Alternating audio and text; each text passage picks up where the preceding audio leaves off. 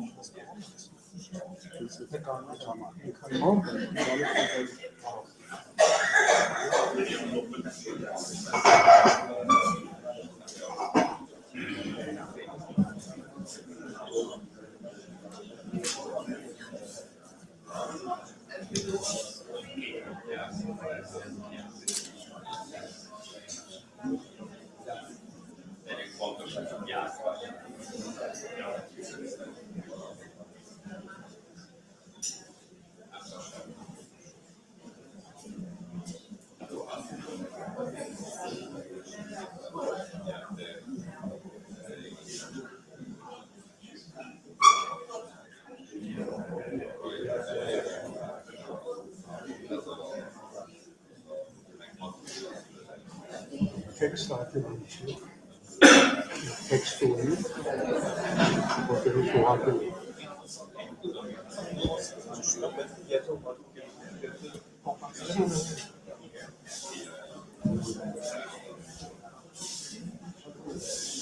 Uni.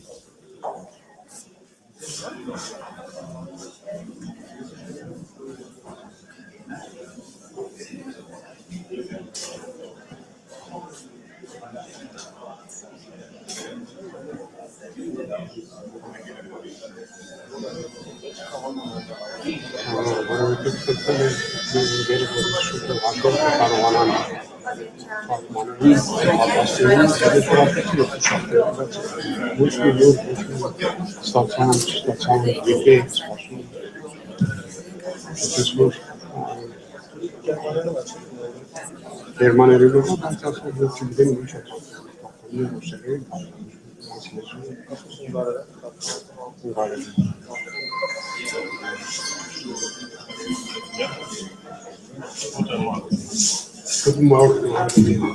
Peter Bauer. Ich kann Ihnen helfen. Übersetzung.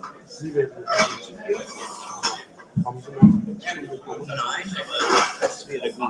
Der Text haben Sie ja bekommen. Ich gehöre nicht zum Haus. Ich bin der ehemalige Außenminister. Freut mich sehr, aber ich habe es am Montag schon geschickt. Ja. Das sehe ich schon. Ich bin ein Mindenkinek jó napot kívánunk, és elkezdjük akkor. Welcome everyone, and we will begin with our session. We have been waiting for our foreign guests. First of all, let's listen to the Armenian hymn.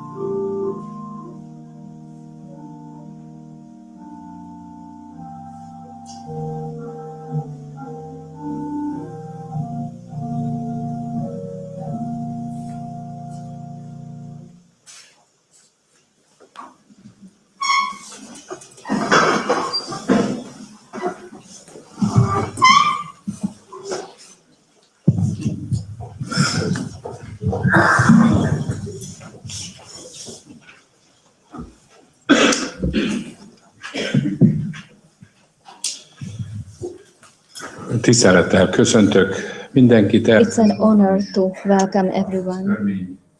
And first of all, the representatives of the Armenian minority and Professor Artemanian. I'm welcoming him with a special honor he came from Vienna to give us a speech about the sad events that took place 100 years ago. We have a quotation from Jeremiah, chapter 9, verse 21. Death has climbed in through our windows and has entered our fortresses. It has removed the children from the streets and the young men from the public squares. The last century witnessed two great wars and two terrible genocides here in Europe. And the memory of these cannot be omitted from human memory. The death of a single person is dramatic. There are tragedies every single day, but it's tragic, even though quite rare, when a whole people falls a victim to such a destructive thought. We are at a theological college, and the maintainer is the Hungarian Evangelical Brotherhood, and I'm representing this brotherhood as well. We are not well versed in diplomacy. We would like to commemorate the events that took place 100 years ago. We don't even believe we should act as historians and we should explain the events that did not take place in the course of a single day. We commemorate these events because 100 years ago it was the day then intellectuals were collected in Istanbul, about 250, 300 people. And it was meant as a message, a radical message to the entire Armenian people, what the intentions are concerning them. The events took place for a longer time at different venues. The question is how we Hungarians come into this picture. One of the answers is that there are Armenians living among us for centuries. In difficult and sad phases of history, these people came to Hungary and tried their luck in our country, in the current territory of Hungary and in the earlier larger territory of Hungary as well. And it's important to make a gesture to them, to honor them. This is one of the answers to this question.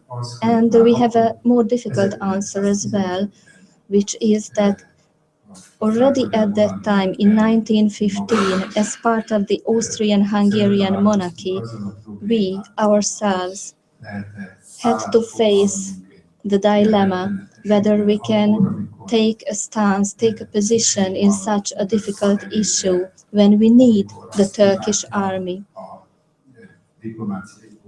When diplomacy requires to consider the Armenian events, the events that took place in Hungary as an internal affair. So Hungary has had a mission since 1915. As for the contemporary history,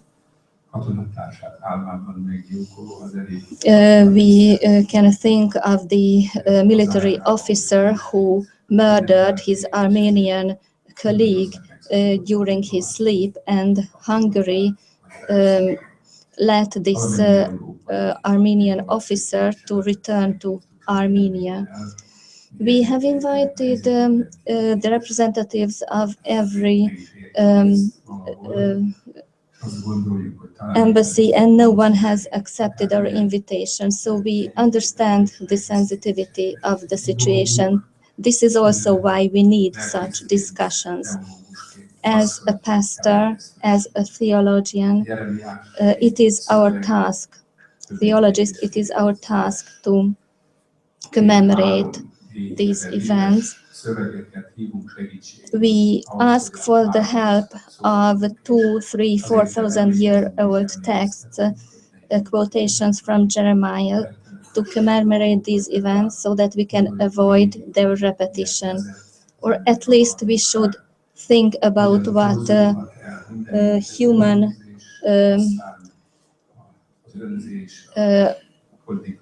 will can lead, where political voluntarism can lead. And at the end of our commemoration, we would like to issue a declaration which will address Hungarian political leaders as well. And we would like to welcome the representatives of Hungarian democratic parties here who have accepted our invitation and will also speak at this event and will urge in the Hungarian parliament to arrange open issues that are a burden to all of us.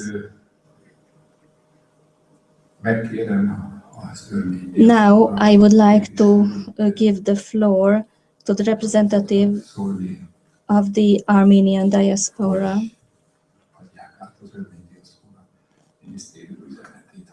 So that they can deliver us the message from the Armenian diaspora, if they have one. It's a pleasure and an honor to welcome the participants. I'm not going to deliver the message of the Armenian diaspora. My name is Valesian, yes, the Vice President of the Armenian self-government.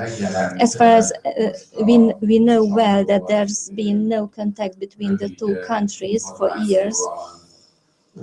There has been a short message from the Armenian speaker in the press, namely that they will lay a wreath in Armenia. Given the fact that there's a time difference between the two countries, I was able to watch the official ceremony where the representatives of every European country were present, either ambassadors or presidents of state from Mr. Holland from France, Mr. Putin from Russia, and several representatives from other countries. The 1.5-hour ceremony was broadcast live on the TV, and there was no Hungarian representative at this event, which was not surprising communication from the Armenian speaker. The national Armenian self-government has had a conflict since then, because apparently they do not actually represent Armenian interests. And another interesting thing on TV, after the ceremony, the president went up to the table.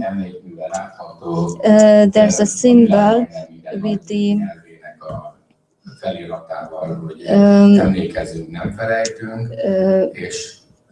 Armenian genocide, an inscription, "We will remember, we will not forget." And I didn't realize first what was wrong. I saw the inscription in Hungarian, "We remember, we do not forget." And I don't know whether it was intentional, that it was the Hungarian inscription that could be read next to the president, and the other inscription could not be read. Well, the speaker of Armenia should have represented Armenians at this centenary, and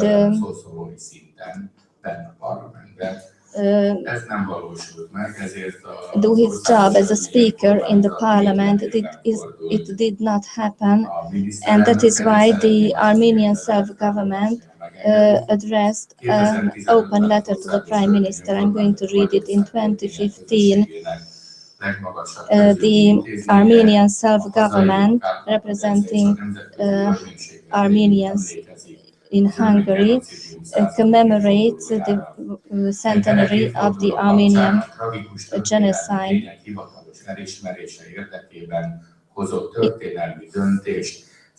A historical decision was made by the European Parliament in order to recognize the tragic events, and Pope Francis has also made his voice heard.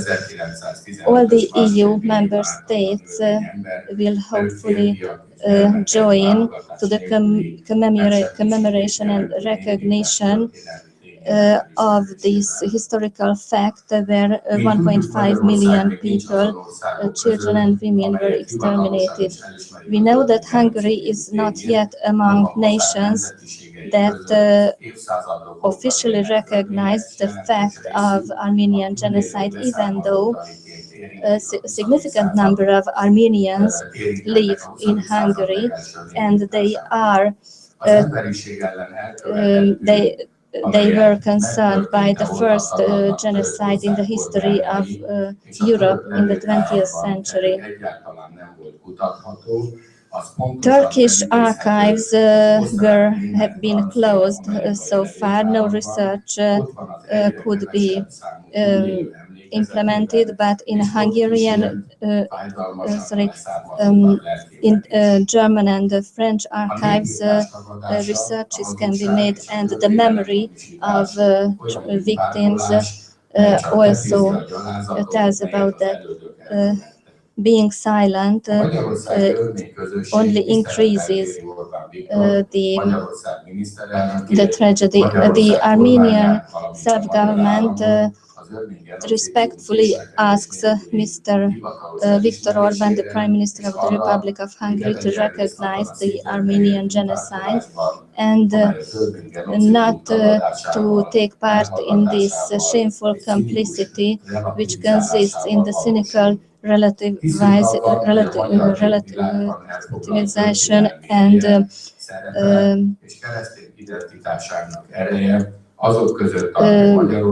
keeping silent about this event. We hope that Hungary will not be among those who who turn a blind eye on the murder of millions of innocents. These tragic events appear to be repeated. Christians, Muslims, and others fall victim to such intentions. The only thing I would like to add to this letter is that we have been asking the office of the Prime Minister for an answer, and the last answer we have received from the office of the Prime Minister that the letter has been received and they will take the appropriate steps. Thank you. Thank you very much. And now I would like to give the floor to Professor Artem Ohanyan. You can remain seated if you wish. Բարև ձեր բոլորին, ուրախ եմ որ այսօր հանդիպում ենք միասին Բուդապեշտում, հեռու չենք, Վիեննայից եմ գալի եւ շնորհակալություն եմ ուզում հայտնել, որ այսօր ինձ հրավիրեցին այստեղ ձեր մոտ խոսելու եւ ցեղասպանության մասին հիմնված ավստրիո-ունգարական դոկումենտների։ Սա շատ կարևոր է, ավստրիո-ունգարական դոկումենտներ եւ ոչ թե գերմանական։ Եվ ցավոք իմ հայերենս այնքան ուժեղ չէ, որ ես թարգմանեի, ես միշտ գերմաներեն եմ գրում եւ գրում եմ գերմանախոս ժողովրդի համար կամ թարգմանվում եմ անգլերենի եւ հայերեն էլ թարգմանվել է արդեն իմ գիրքը։ Դրա համար ներողամիտ եղեք, որ ես պետք է գերմաներեն կարդամ, բայց ունենք մեր հարգելի պարոնը, որ նա կթարգմանի, կարծեմ ունգարեն է, զվերեն in Ungarisch. Ja. Ja. mondanám, mert most Örményről beszélni, és szerintem rajtam kívül is, meg a Nikóhoz szólvam, semmit senki Örményről, bemutatkozott, hogy a Rohangyán professzor úr, aki Ausztriából jött, és hát köszönti a megjelenteket, egyben ugye azt írta, hogy majd németül szeretné megtartani az előadását, mert annyira nem beszélő jó örményű, régen elszakadt már. Well, he's left Armenia a long time ago, though his Armenian is spotless. Anyway, he's going to give his presentation in German. Ես կարծում էի, որ բոլորը հայերեն գիտեն։ Ակես բան։ Ահա։ Ja. Շատ լավ։ Ich fange schon an. Ich hoffe, ich dann übersetze. Tisztelt Hölgyeim és Uraim, én vállalkoztam arra Iványi Gábor iménti felkérése alapján, hogy fordítom a And as Mr. Iványi was suddenly requested to interpret the presentation into German, from German into Hungarian. Ich möchte das Genozid an den Armeniern in den Rahmen der österreichisch-ungarischen diplomatischen Berichte referieren. Im österreichischen Staatsarchiv befinden sich zahlreiche Dokumente aus dem Ersten Weltkrieg, die minutiös den Werdegang des armenischen Genozids in der Türkei erläutern. Diese Dokumente berichten nicht nur über die Massaker und die Gräueltaten der Türken an den Armeniern, sondern dokumentieren auch die Mitschuld der Mittelmächte. Tisztelt Hölgyeim és Uraim! Ladies and gentlemen, the Armenian genocide.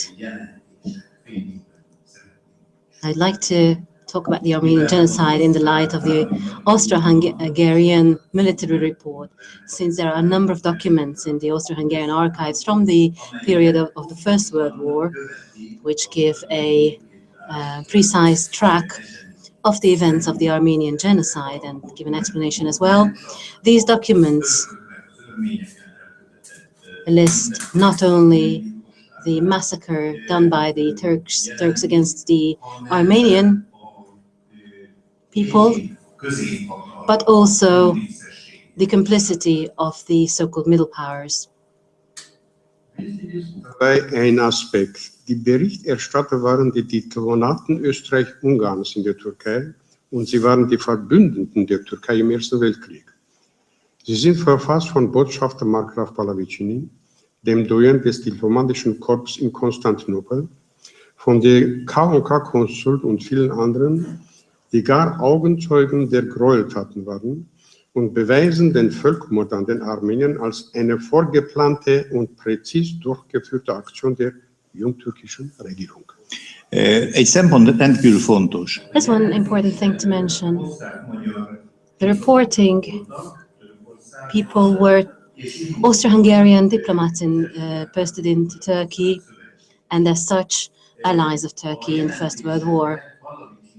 The reports were signed by Count Pallavicini, who was the doyen of the diplomatic corps in Constantinople. Among the K&K Austro-Hungarian colony, a number of witnesses have reported about the massacre against the Armenians in the form of a well-planned and thoroughly conducted action on behalf of the young Turkish government. Türken waren die K&K-Berichte nicht armenophil, eher türkophil. Später jedoch, als die Absichten der jungtürkischen Regierung sichtbar wurden, Deportationen und Massaker, bekommen die Berichte einen antitürkischen Ton. Die von der türkischen Regierung begangenen Grausamkeiten wurden von K&K-Angehörigen verabscheut und gerügt, denn sie waren neben beinharte Politiker kultivierte Menschen mit Moral, die die humanitären Aspekte und die Wahrheit trotz des schmutzigen Politikgeschäftes stets achteten.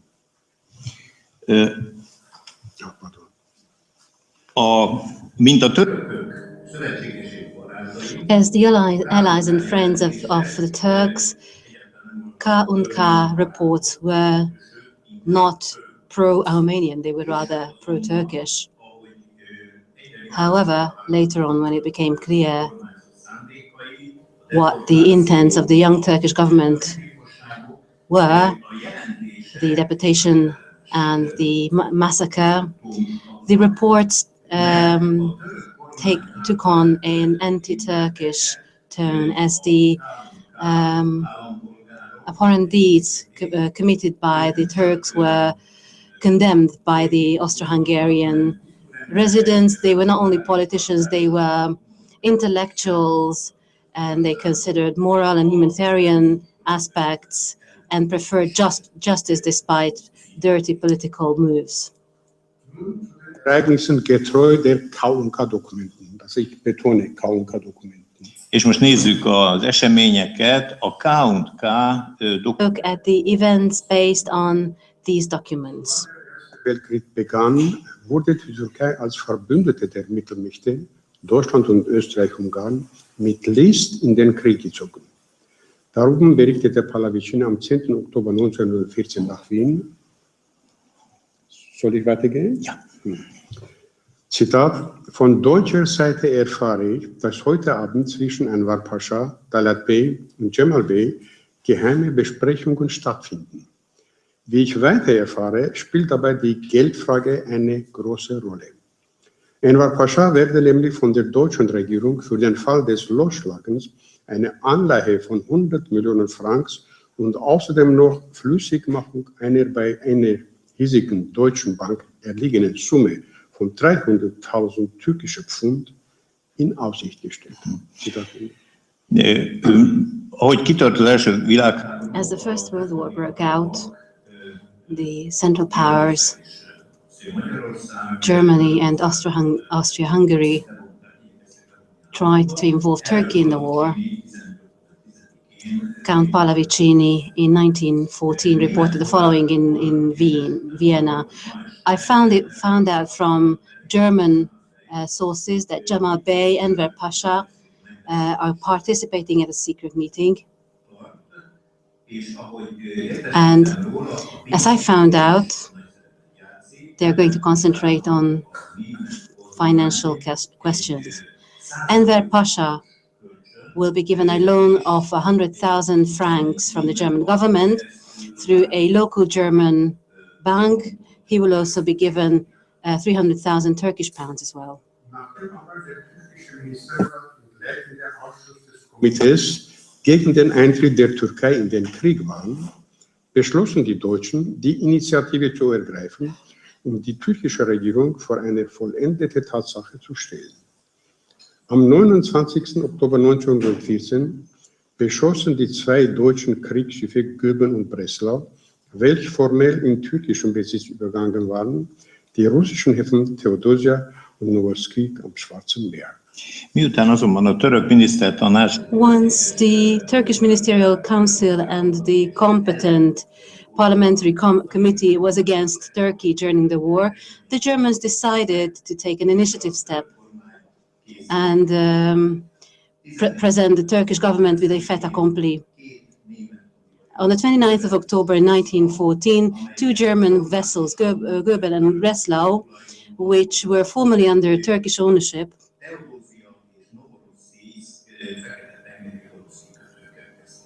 started to fire Russian ports of Theodosia and Novorossiysk on the Black Sea. Waren die Parlamentsmitglieder überrascht. 3 Minister haben ihre Dimensionen eingereicht. Und als Said Halim Pascha, der Großvezier, auch dimensionieren wollte, wurde er davon abgehalten. Das Ziel war jedoch erreicht. Am 5. November 1914 erklärten die Alliierten der Türkei den Krieg. When the Turkish parliament found out about the attack,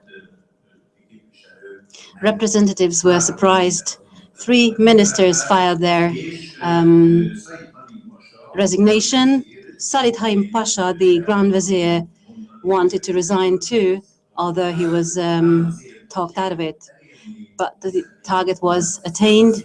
On the 5th of November 1914, the Allied powers enter the war. 1914 nach Wien.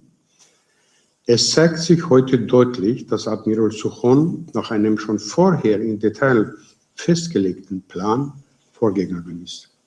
Die offiziellen Kommuniqués sprechen in dieser Beziehung nicht die Wahrheit. Von einem russischen Angriff kann überhaupt keine Rede sein. Als ich Prinz Halim Pascha letzten Sonntag in Jenika aufsuchte, sagte er mir ausdrücklich, dass es doch nicht angehe, dass ein deutscher Admiral in dieser Weise über die Schicksale der Türkei verfüge. About the German intrigue, Count Pallavicini wrote the following in Wien next day. It's obvious that Admiral Suchon is proceeding after a prepared plan, and as respect the official communication is not right. It's not about the Russian attack. Halim Pasha I met Halim Pasha last week, and he said it's unacceptable that a German admiral would decide about the fate of Germany this way. Türkei zu beherrschen, beanstandete Pallavicini schon am 19. November 1914, indem er schrieb, schon jetzt zeigt sich bei zahlreichen Gelegenheiten, dass die Deutschen die Türkei als ihr ausschließliches Gebiet der Tätigkeit betrachten und sich in allem und jedem als die Herren der Türkei ausspielen. Count Pallavicini on the 19th of November reported about the tendencies which indicated that Germany was trying to dominate Turkey. He writes the following.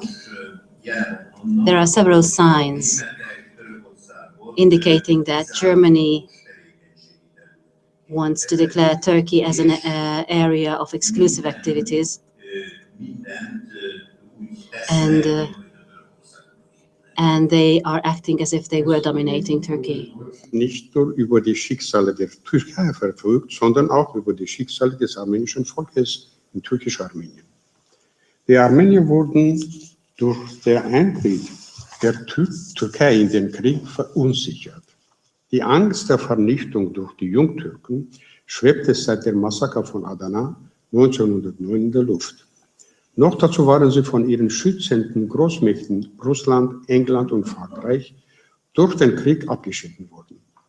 Für die Türkei bedeutete jedoch der Krieg die Gelegenheit, mit der Hilfe Deutschlands und den passiven Österreich-Ungarns das armenische Problem endgültig zu lösen. Well, the Germans wanted to rule over not only Turkey, but all the Armenians living in Turkey.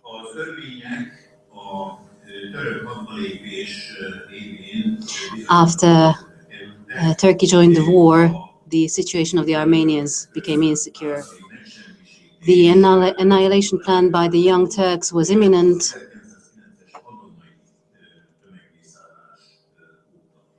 Since the Adana mass massacre in 1909.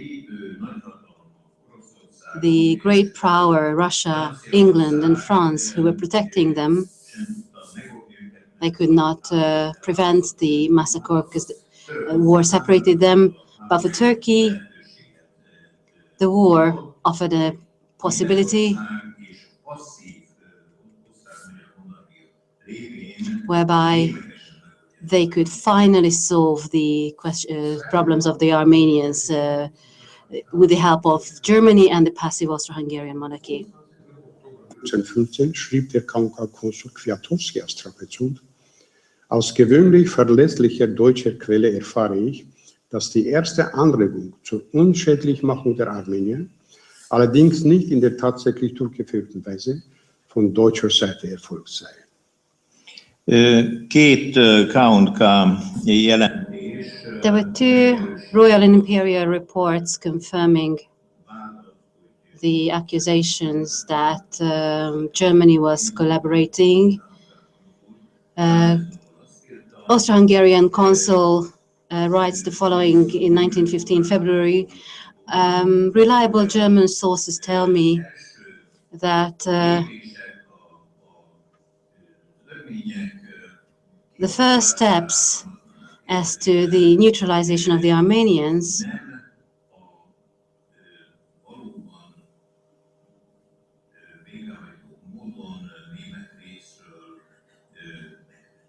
have taken place, although not with the involvement of the Germans. Die erwartete Expansion des deutschen Handels in der Türkei hat die Notwendigkeit erklärt, diesem durch Entfernung aller konkurrenzfähigen Elemente für die Zukunft die Wege ebnen zu müssen. Der Umstand, dass deutsche Offiziere bei der Ausweisung der Christen aus Özünköprü anwesend waren und keinen Finger gerührt haben sollen, um dies zu verhüten, hatte schon vorhandene Stimmung neue Nahrung gegeben. Leider war es mir bis heute nicht möglich, meinen Gewährsmann dazu zu bewegen, mir die oder den Namen jener Personen zu nennen, die direkt erklärt haben, dass Deutschland die Armenierverfolgungen gewollt hatte. Er konnte mir nur versichern, dass es sich um eine einflussreiche Persönlichkeit handelt, die mit dem Komitee in engster Fühlung steht und alle Geheimnisse kennt. On November 10th, 1915, Nadamnetsky, consul of the Royal Imperial Monarchy, made the following report.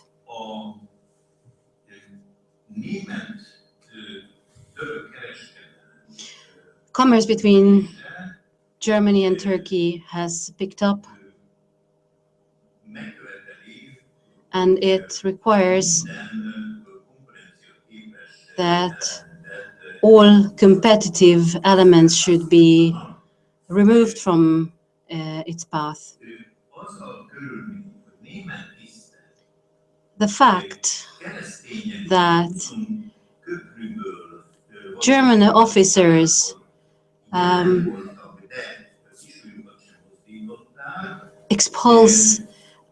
were present at the expulsion of Christians and just stood by and never helped, fueled the ideas and the suppositions. So far, I haven't had the opportunity to find out the names of those who directly declared that Germany honestly wants to persecute the Armenians. My source only confirmed that this information comes from influential sources who are privy to secrets and have high-ranking connections. Heimat türkische Armenien zu entfernen, sei es durch Deportationen, sei es durch Massaker. Die österreichischen Dokumente beweisen, dass die Armenierverfolgungen gleich am Anfang 1915 stattgefunden haben und nicht im April, wie berichtet wird. In einem österreichisch-ungarischen Konfidentenbericht vom 18. Jänner 1915 aus Konstantinopel steht, dass zu großen Massakern ist es nicht gekommen, wohl aber sind an verschiedenen Ortschaften wohlhabende Armenier ermordet und ihre Häuser geplündert worden. Die bedenklichste an diesen Vorgängen ist, dass die Behörden diesen Untaten mit gekreuzten Armen zugesehen haben. Die Türkei ist heute mehr denn je auf ein loyales Verhalten der Armenier angewiesen. Sie stellt diese auf eine harte Probe, weil sie den Armeniern nicht Schutz vor Angriffen auf ihr Leben und Eigentum gewährt. Umso mehr, als die Armenier sich im Kampf zwischen der Türkei und Russland ehrlich auf die Seite der Ersteren gestellt haben.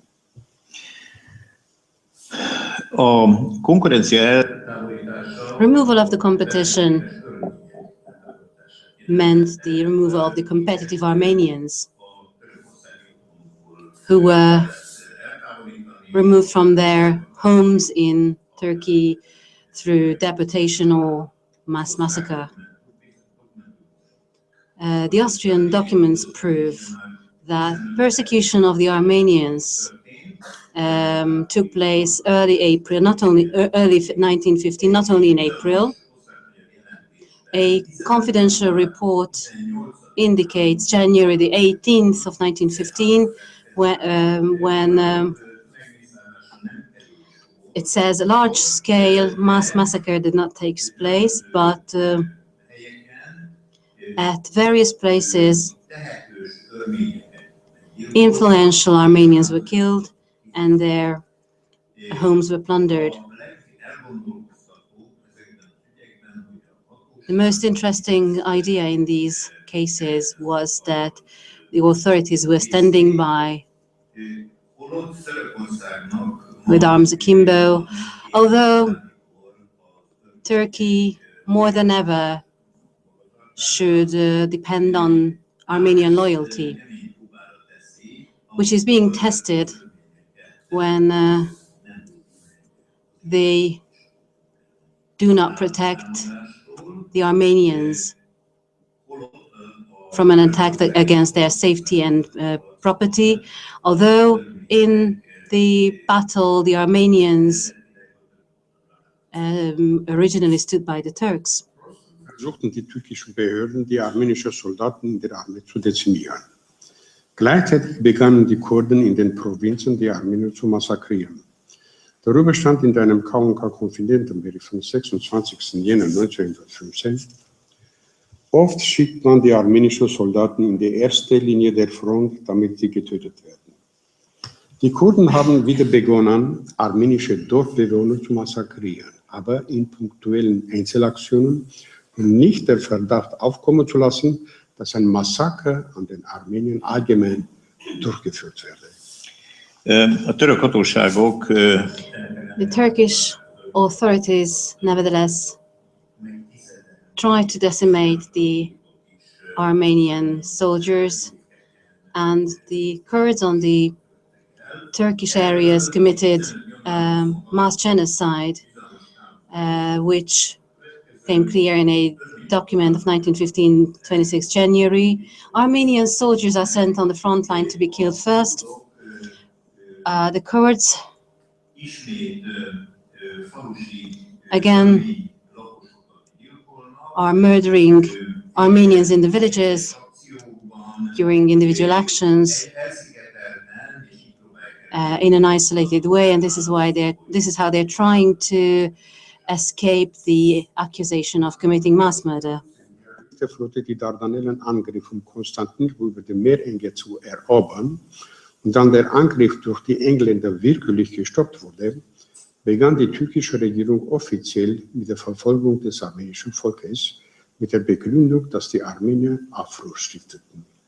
Über die sogenannten Dardanellensieg und ihre Bedeutung bei den Türken schrieb der KK-Konsul Nadamletski am 28. Juli 1915, dass das türkische Selbstgefühl seit der auf den türkischen Rechnungen gebuchten glücklichen Verteidigung der Dardanellen und der ungestörten Unschädlichmachung der Armenier eine mächtige Steigerung erfuhr. Ich möchte da betonen, und der ungestörten, das heißt, man könnte das behindern, aber hat man es nicht. Ja.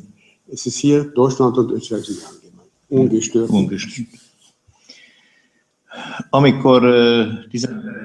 When in early 1915, the Allied fleet attacked the Dardanelles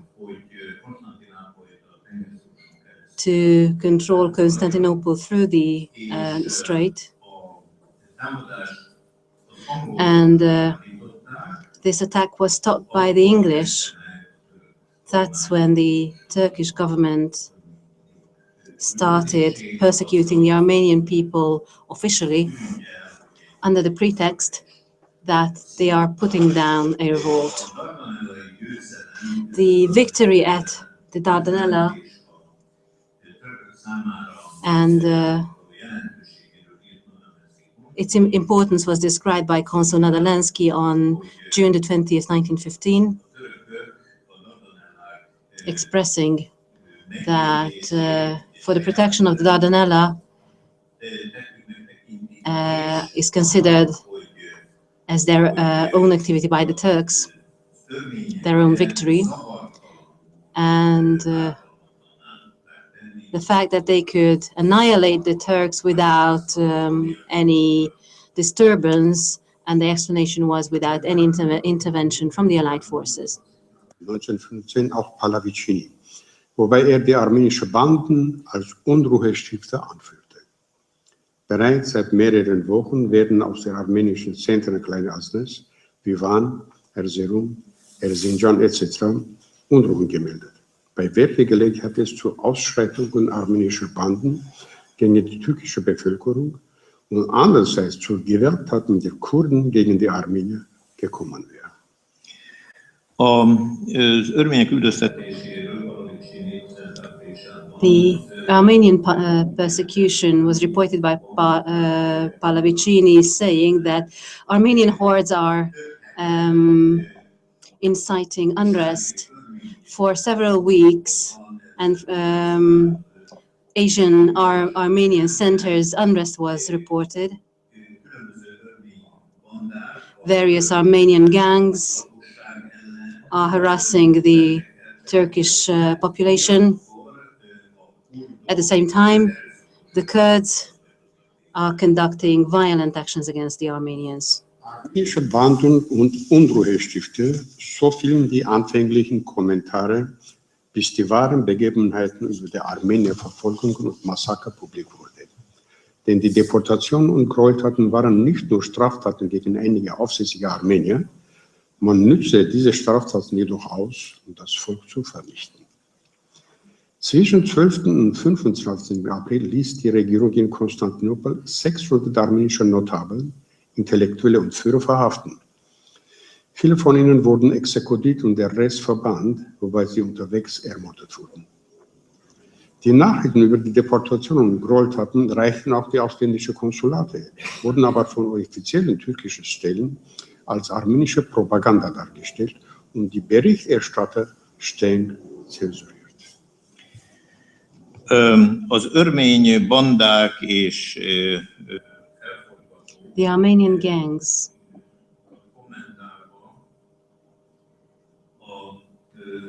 about the Armenian gangs, the following comments was revealed. It's revealed the facts of the mass murders and the deportations and other atrocities which were conducted not only against influential and well-off Armenians, but rather against the entire population. Between 12th and 25th of April, the government of Constantinople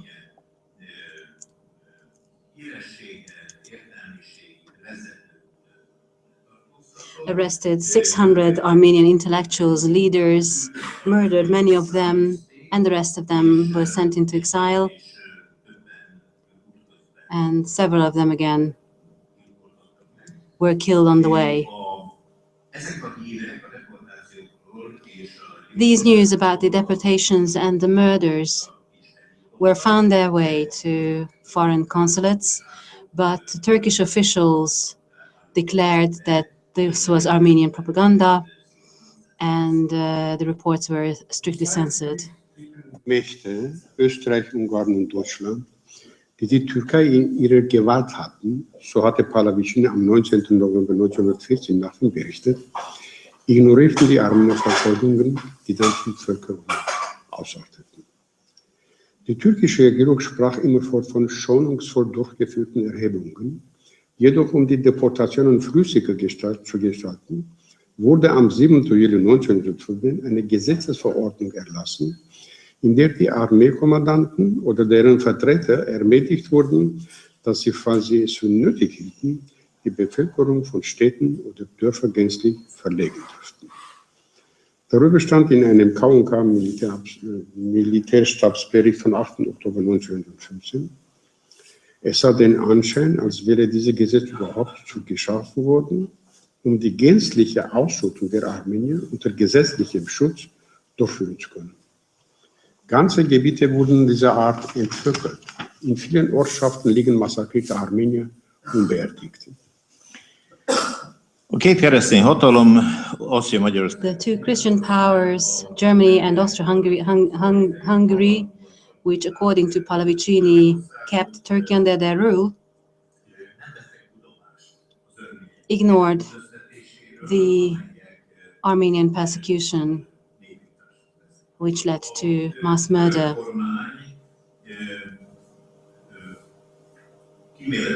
The Turkish government mentioned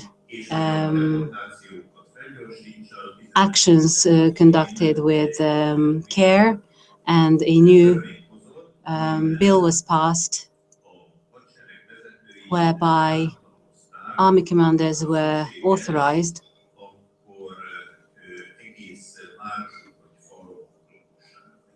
to deport entire populations of villages and cities if necessary. On October the 8th, 1915, a Royal and Imperial Military report says it appears this bill was passed to make sure that the Armenian mass murder can be conducted under legal protection in a legal shape. Thus, entire territories lost their population, and the ground was covered with the unburied bodies of murdered Armenians.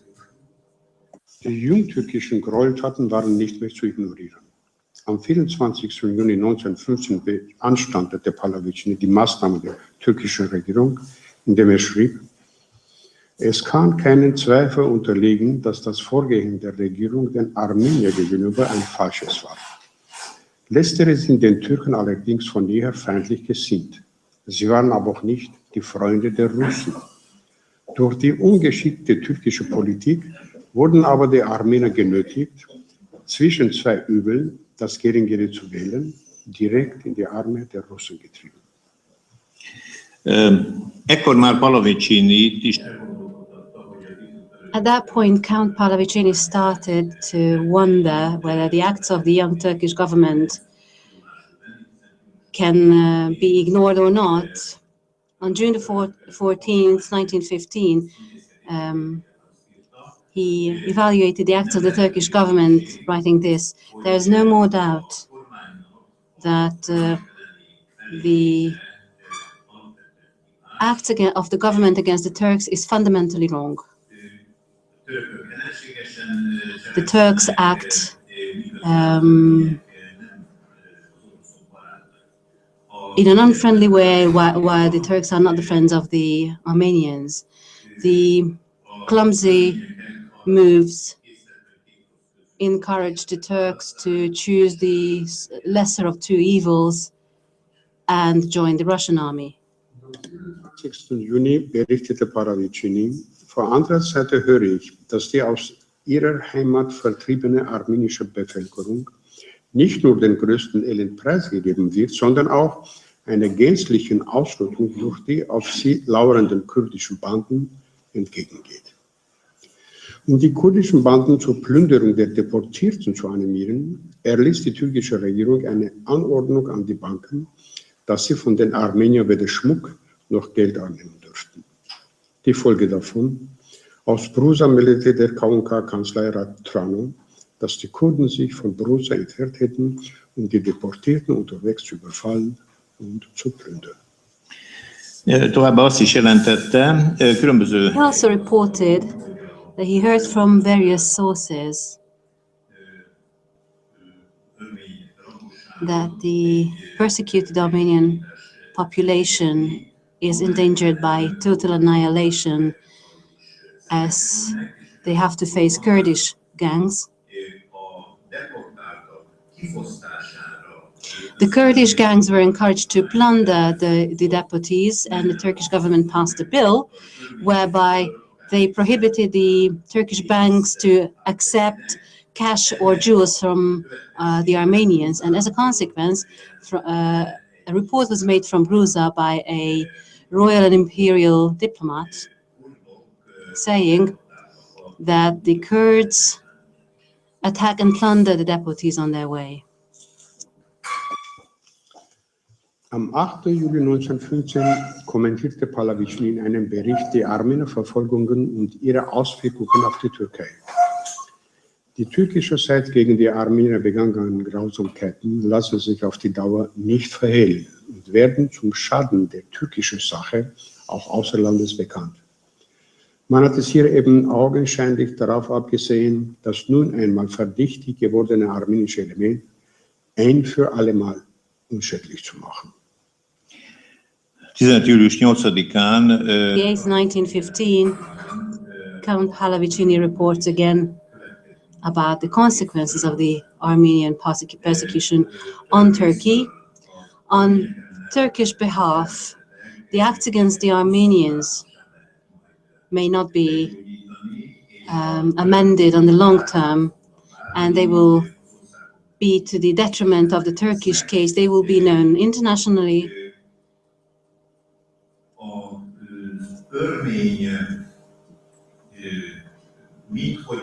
as it's the Turkish intent to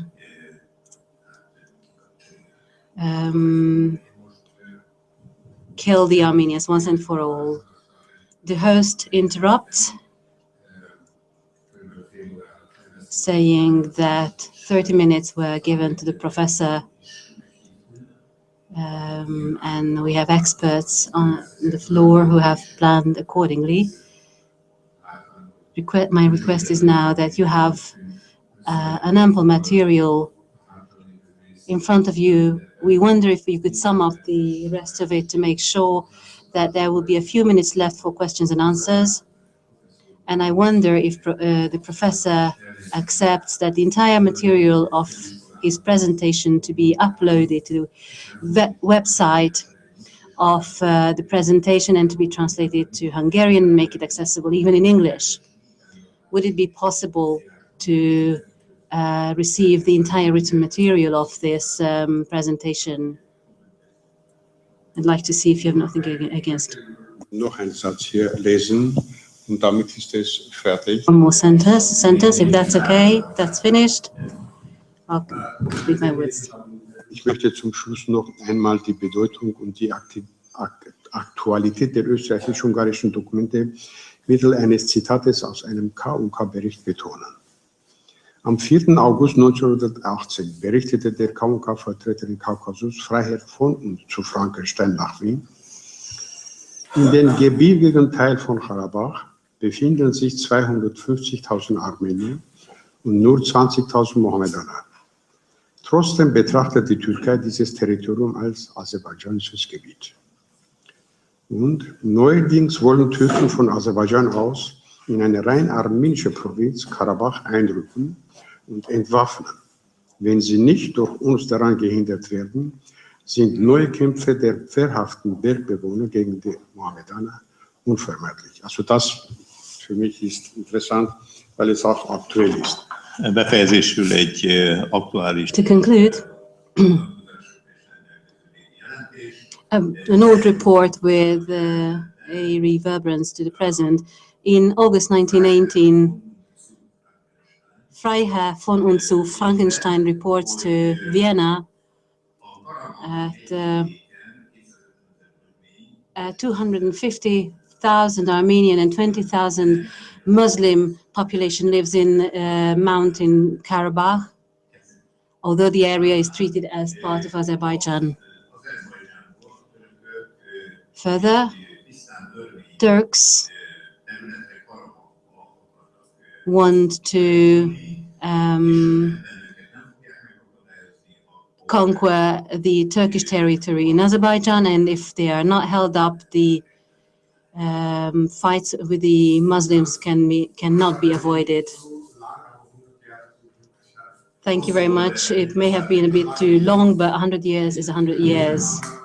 I've got a lot more to say, but thank you anyway. And thank you for the interpretation. Thank you very much for your presentation, and again, apologies for cutting you short, preventing you from completing your presentation. But I'd like to give the floor for a few minutes to our guests if they have any questions or comments. Is there anyone who would like to contribute? Anything to add to what we have just heard? Igen, tessék parancsolni.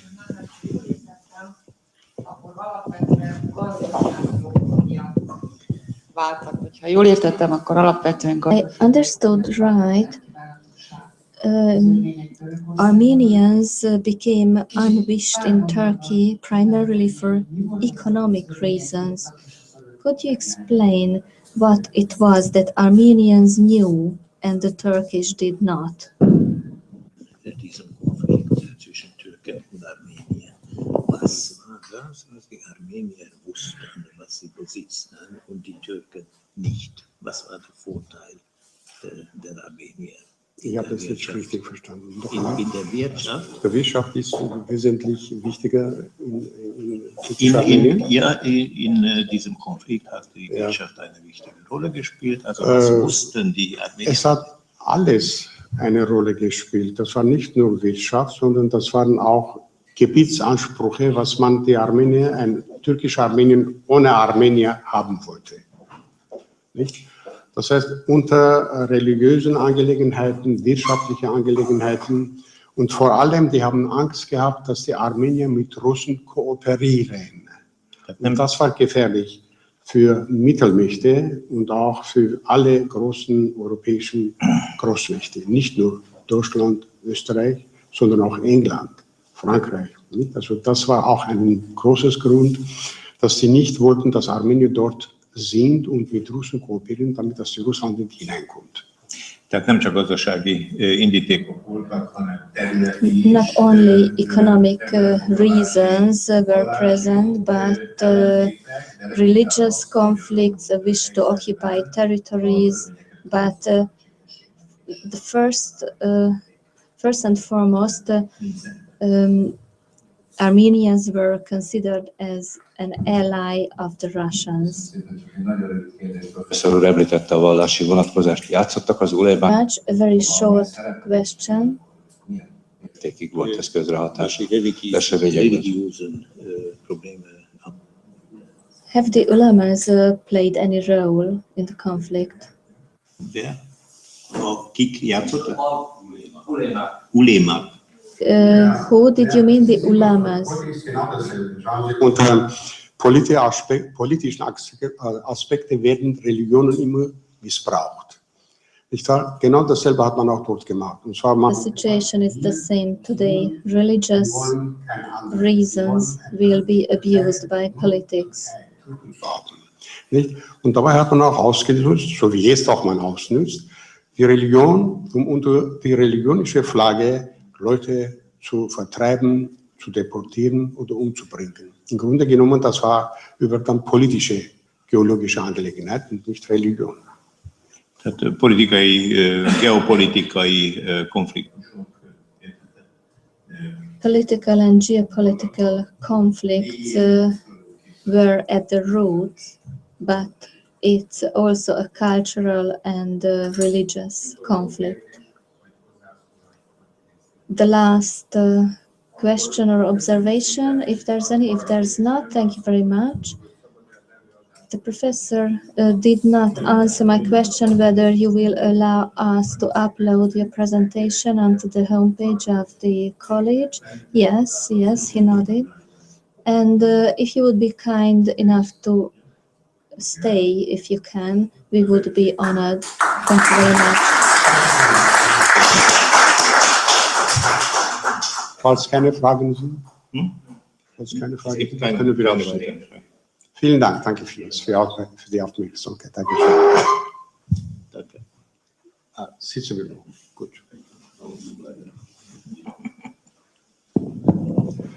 Kedves emlékező közösség, Dear participants, we are here to commemorate this event, and four of us went to Armenia after the most recent conflict with Armenia to apologize for our acts, and we also thought that we should give out a position, a declaration. Given the sensitive nature of this declaration, we would be very interested to hear the opinion of experts. First of all, we will hear Dr. Péter Balázs, former Minister for Foreign Affairs of the Republic of Hungary, Dr. Péter Bárándy, the former Minister for Justice of the Republic of Hungary, Dr. Julia Ming, Associate Professor, and Dr. László Valki, International Lawyer, Professor Emeritus. I would like to ask their opinion concerning this declaration. We have been making corrections all the time. It is not ready yet. And after that, I would like to ask the representatives of political parties to voice their opinions, and the members of the audience will also have an opportunity to make observations. And after that, we would like to go out into the court of the college to lay a wreath at the Armenian memorial, which we set up to commemorate the victims of the Armenian genocide. After that, we will be hosting a reception here in the room, and you will be able to watch two films, Ararat from Atom Egoyan and the Taiwanese brothers, and another film from the Taiwanese brothers. Unfortunately, we are a bit late. We thought that the program will be finished by 3:30, but if your time allows, please remain among us. Now, I would like to read this declaration, and after that, I will give the floor to Dr. Péter Balázs, Dr. Péter Bárándy, and Dr. Julia Ming, and I'll ask for their opinions concerning these 3 points. To begin with, we had 5 points now, and after that 4 points, now 3 points. We do hope that we will have 1 point remaining. The first point concerns the issue of genocide, the second one, the diplomatic relations, issues concerning reparations as well, and the third point concerns the problems caused by the act on churches. It's called a declaration. The Armenian people considers the 24th of April as the darkest day of their history, when, as a result of the territorial occupying movements of the Ottoman Empire, they suffered a genocide. We would like to give voice to our sympathy with the victims. The historical crime cannot be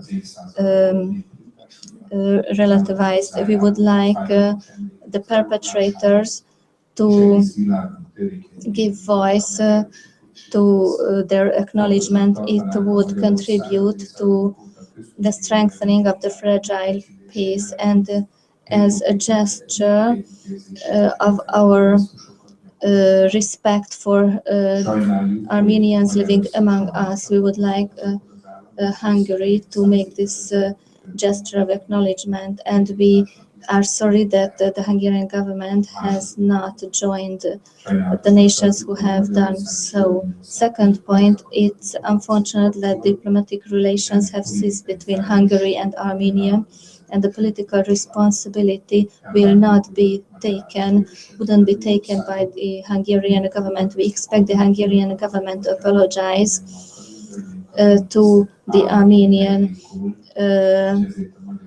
government for the fact of extraditing the Azerbaijani officer to Azerbaijan, the officer who murdered his fellow Armenian fellow officer.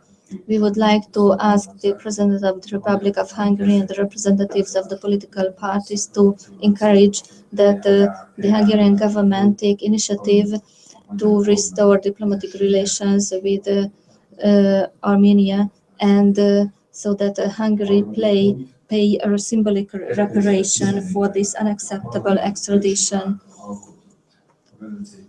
A third point, the Hungarian Parliament accepted a law, an act on churches, which has been condemned and criticized by many entities, among others the Court of Strasbourg. This is included to the fact that the Armenian Church is not accepted, not recognized as a church. It is unaccepted as this church has been present in Hungary for a long time. It's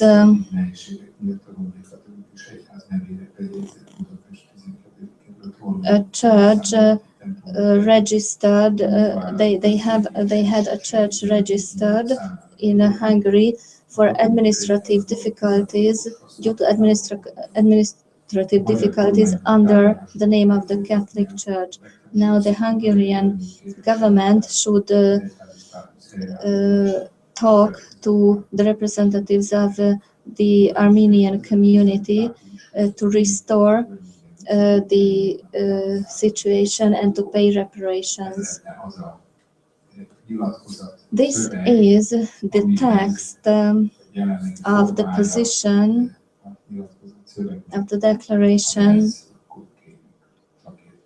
that we have at the moment, and we would be very much interested in hearing the opinion of our experts. Köszönöm szépen a felkérést. Thank you very much for the request and the invitation. Let me start by saying that the Armenian case means a lot more for Hungary than one of the identity preserving act in one of our 13 minorities. Armenians arrived in Hungary in several waves, and they completely integrated in large numbers. We can't tell, and in certain cases, they can't tell that they have Armenian roots. They fled the Turkish Empire, moving northwards, such as other foreigners, Saxons, Turks, Greeks. They had hardship in buying land. Some of them got Hungarian nobleship, adopted Hungarian names, and they were quite popular. These names that were quite popular among Armenians. They have become an integral part of the Hungarian nation when we mention the Armenians. The behavior of Turkey presents a number of problems for international relations. Recently, the Turkish ambassador was called back from Vienna to Turkey because they took a stand about the Turkish genocide. At the same time, Pope Francis declared that the Armenian genocide was the first of this kind of the 20th century. A Memorial Day like this is a series of several events. We must remember that Armenians in Turkey were persecuted at the end of the 19th century. We mentioned the atrocities in Adana, which were continued during the First World War until the birth of the modern Turkey. Pope Francis is extremely right, saying that this is the first genocide, as confiscation of property, deportation, slave labor, and the models of the concentration camps were presented in the persecution of the Armenians, where 25 concentration camps were established. He had a good reason to say, to quote Adolf Hitler, when he said in 1939, when they were preparing warfare in Poland, he says, "Who talks about the annihilation of the Armenians?" He considered it as a point of reference. Independent Armenia gives a new opportunity for appeasement, similarly as the difficult EU-Turkish approach, and it gives new context. And then the problem arises, and this is the point that I'd like to make a suggestion for about this declaration, is to find out the content of political responsibility, legal responsibility, and economic compensation and moral responsibility. Of course, they go separate ways at a certain point. A peace treaty can close down international conflicts. Historic appeasement, handshakes can conclude conflict-ridden periods. Moral responsibility lives on, however. The question is, where lies the good solution? I would suggest to delete a sentence which says it would be desirable if modern Turkey could repent its genocide 100 years ago. I'd like to make another suggestion. Let me give you another example. October the 27th, 1907, in the Austro-Hungarian monarchy, under the authority of the Hungarian crown, in today's Slovakia, in Chernova, there was a conflict as Klinka, the infamous Klinka, was invited to inaugurate the new parish church, which was not accepted. The congregation left the church, and people in the uniform of the Hungarian gendarmerie shot at the crowd, leaving 15 dead and several people injured. And it was in 1907. This event was the subject of a debate 100 years on in the Slovakian parliament, and they demanded that Hungary should apologize. Of course, Hungary didn't apologize. Historians found out that the demonstrators, and as well as the gendarmerie, were mostly Slovakian, but it has nothing to do with historic responsibility. At such a long term, political or moral or personal responsibility cannot be adopted. The issue is how to take a stand in Europe when Greece is ridden with the euro crisis and is trying to get economic reparation in their consolidation program. Where does such responsibility end? Well, I believe that the German example is a good one, is a good guidance. With repentance, repentance is the way, and true admittance of the guilt is the way to repentance,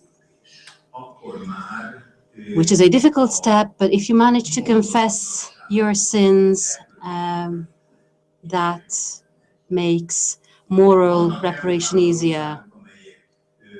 There are countries in Hungary which were glad to move over historic mistakes, historic sin. A good example is shown about the Novi Sad bloodshed written by Tibor Cseres, whereby the Hungarian and the Serbian presidents could shake hands, making it possible for us to dissolve the Serbians from the guilt of mass massacres committed by Tito partisans against the Hungarians. At the same time, they absolved us from the bloodshed in Novi Sad. At the same time, Hungary has erected the memorial of the national abomination at the Szabadság Square, which is a symbol of falsified history. We can only expect pardon and absolution if we can give the same. I would like to invite the government to that archangel, quoting the Bible, you should pardon our sins the way we pardon other people's sins.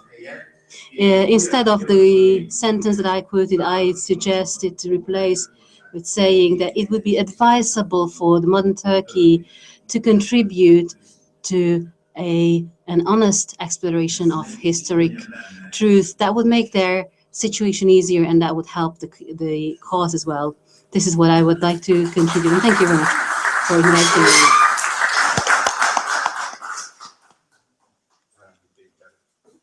Miniszter urat kérjük, hogy Mr. Péter Párendi, former Minister of Justice, is taking the floor.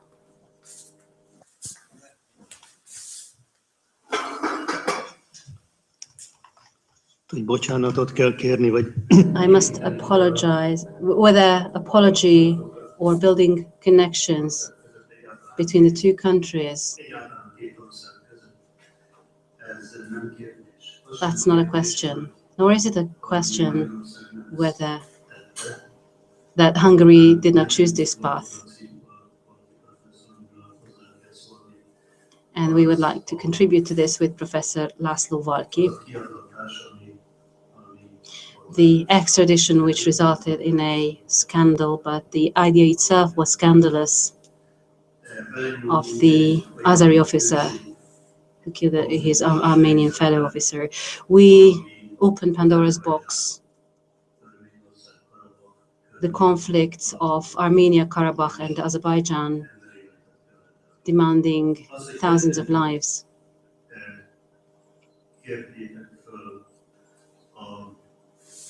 You requested the two of us to look at this problem, and it's quite logical, as you've requested an international lawyer and a penal lawyer,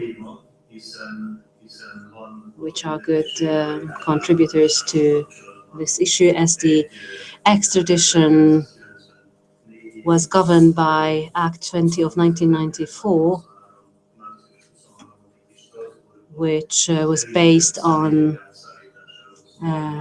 a regulation adopted in Strasbourg in 1983. I would leave this part to Professor Valki. There is another piece of legislation, Act 38 of 1998, which is about international legal assistance. At the first sight, this could lead to no conflicts. On second reading, it shows that these are conflicting with each other,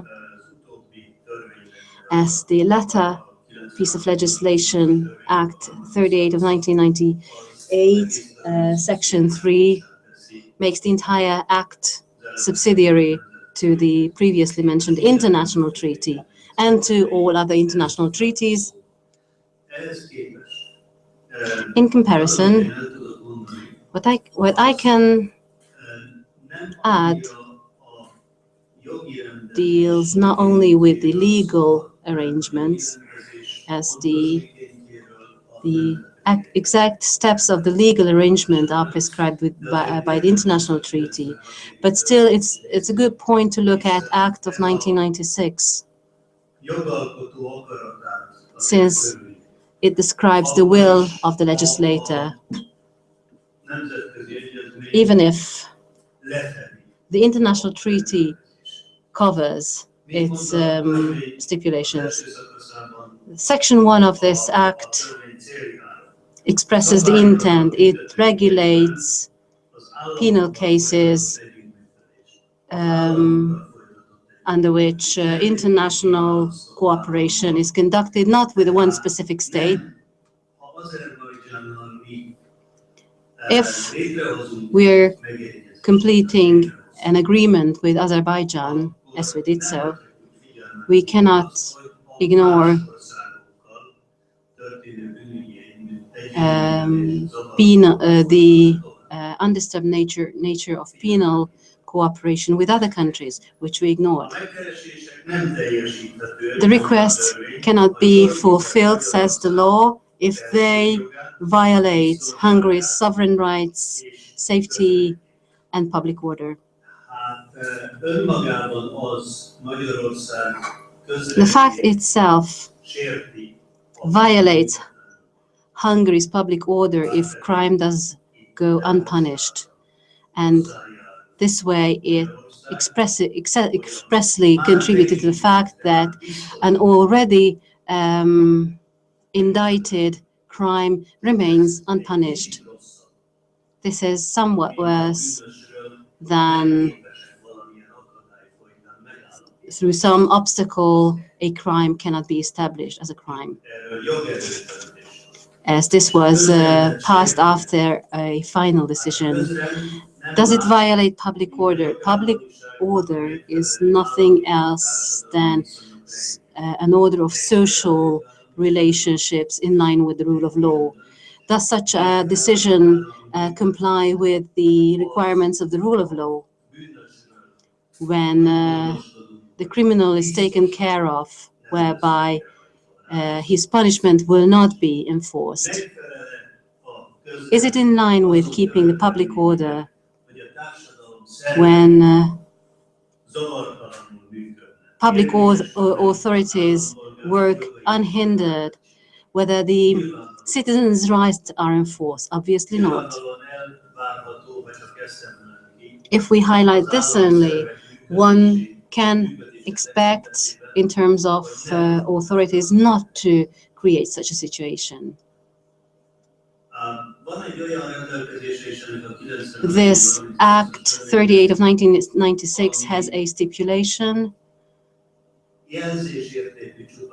which is only indicative in this case, as the next section overrides this. For political crimes in general, such extraditions are not desirable.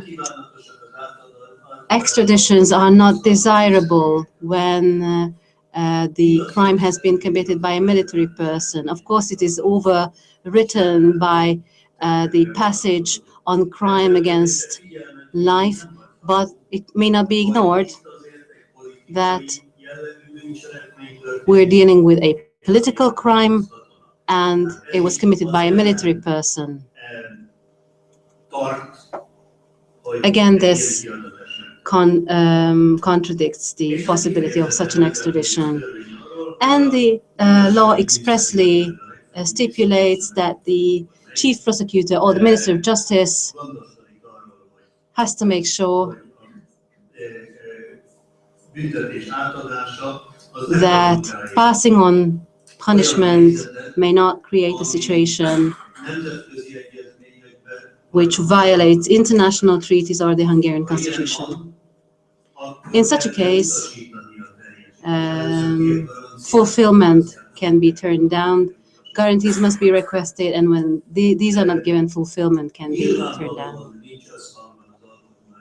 It is obviously not in line with the Hungarian constitution if one can predict the result which actually took place and which could be predicted in a given case.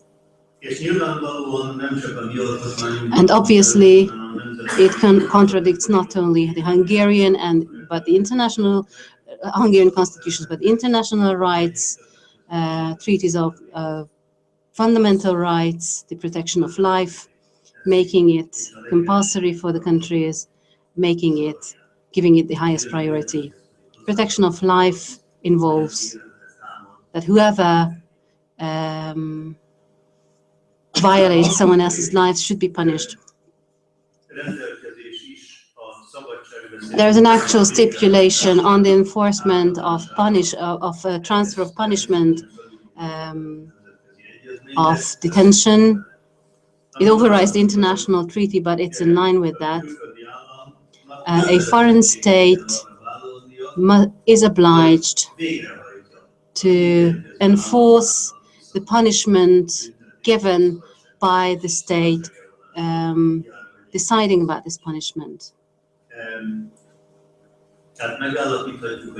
We can therefore establish that the extradition is not in line with the spirit, is completely in contrast with the spirit of this law.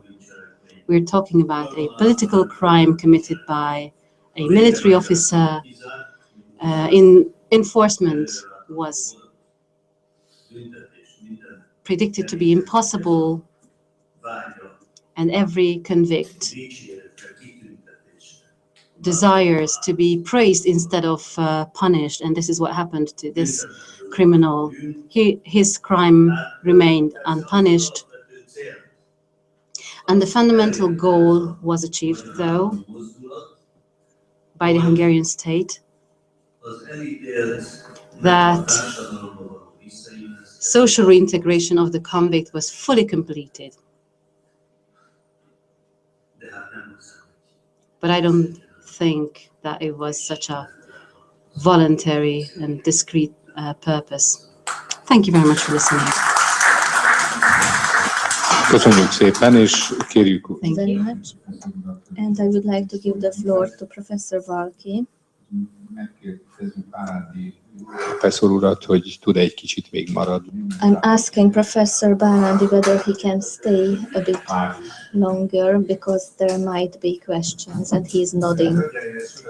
Ladies and gentlemen, I completely agree with the words pronounced by Dr. Péter Balázs and Dr. Péter Bálandi, and I agree with the proposal of Dr. Péter Balázs to modify the text of the declaration. I would propose a similar modification. As for the international issues concern the Safarov case, the stipulations of international law do not support the Hungarian move. And the stipulations of international contract law do not support Hungary's move as well. As for the agreement concluded in '83 in Strasbourg, as part of the EU, allows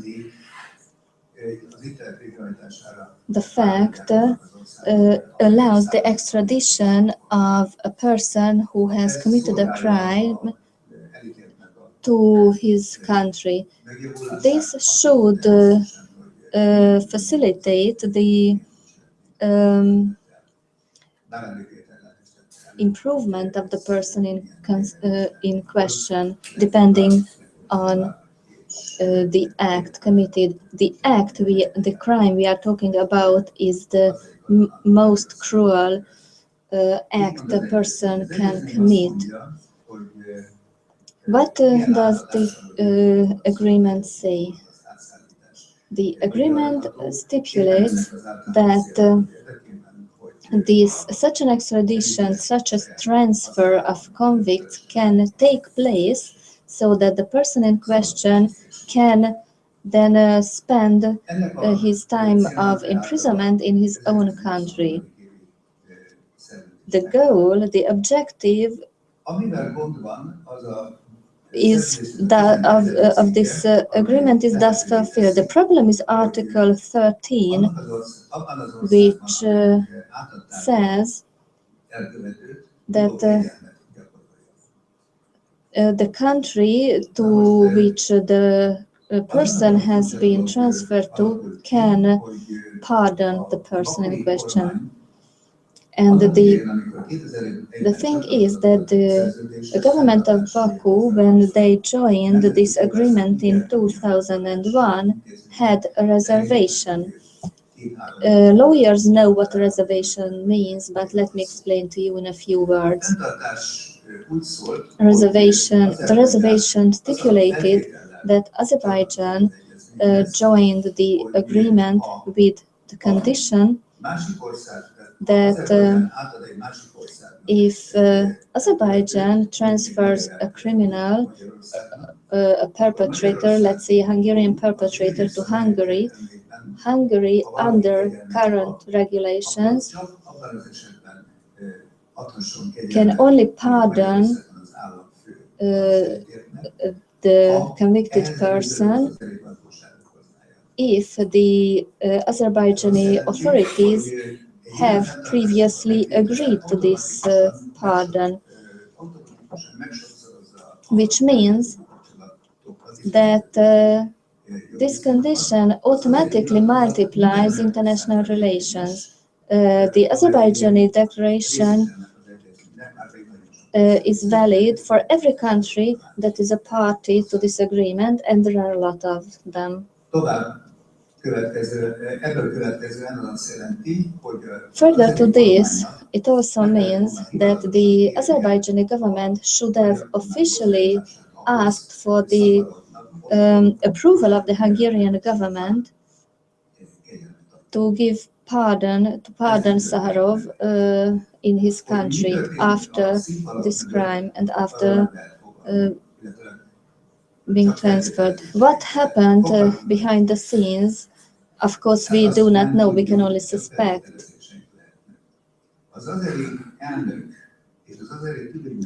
The Azerbaijani president and the Azerbaijani minister for foreign affairs, when this transfer took place and the perpetrator was taken home by a special flight and was given a medal and was given his monthly salary due for his period spent in prison, 8.5 years, which was a considerable sum, and was given a flat. And he was received as a hero, as if he had committed a heroic act. And what we are talking about is that he went to the neighboring room where a fellow officer was sleeping, and he murdered his fellow officer, and it was considered as a heroic act. We don't know. We have no written proof about what the Hungarian government knew about the events that would take place in Baku, what would happen in Baku after the transfer. We know, however, that the Ministry of Justice and the former Minister for Justice, right after the condemnation of the perpetrator, received the Azerbaijani diplomats accredited to Hungary who had asked from Hungary earlier, actually, to transfer Sakharov to Azerbaijan. The Ministry for Justice and the Ministry for Foreign Affairs knew about this request, of course. And when the decision was made in Hungary whether to transfer Sakharov to Azerbaijan to continue his prison sentence there or not, the well-qualified international lawyers and diplomats of the Ministry for Foreign Affairs and Mr. János Martonyi, the then Minister for Foreign Affairs, believed this transfer must not take place. But he was not the person who made the decision, it was the Prime Minister.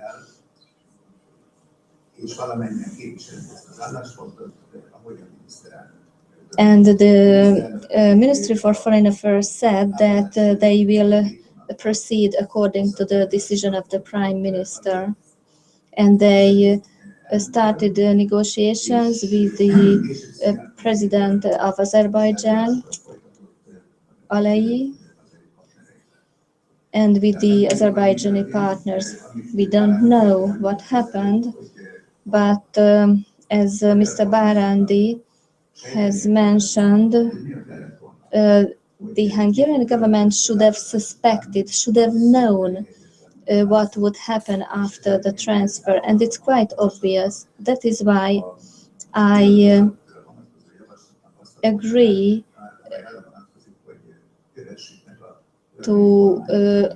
with the point of the declaration which says that we should apologize to the Armenian people.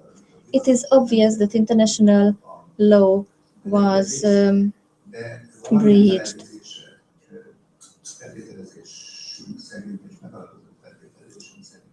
Because they could expect some sort of approval.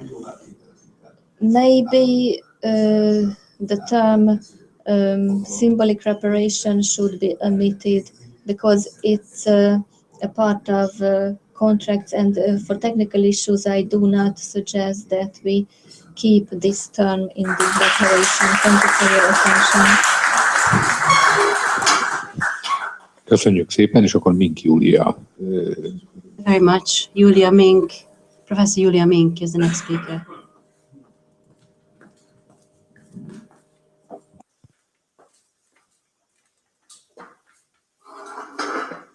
Tisztelt Hölgyeim és Uraim, nagyon... Ladies and gentlemen, let me extend a warm welcome to you all, and I appreciate the opportunity of being able to speak here with a past as an international lawyer and a constitutional lawyer.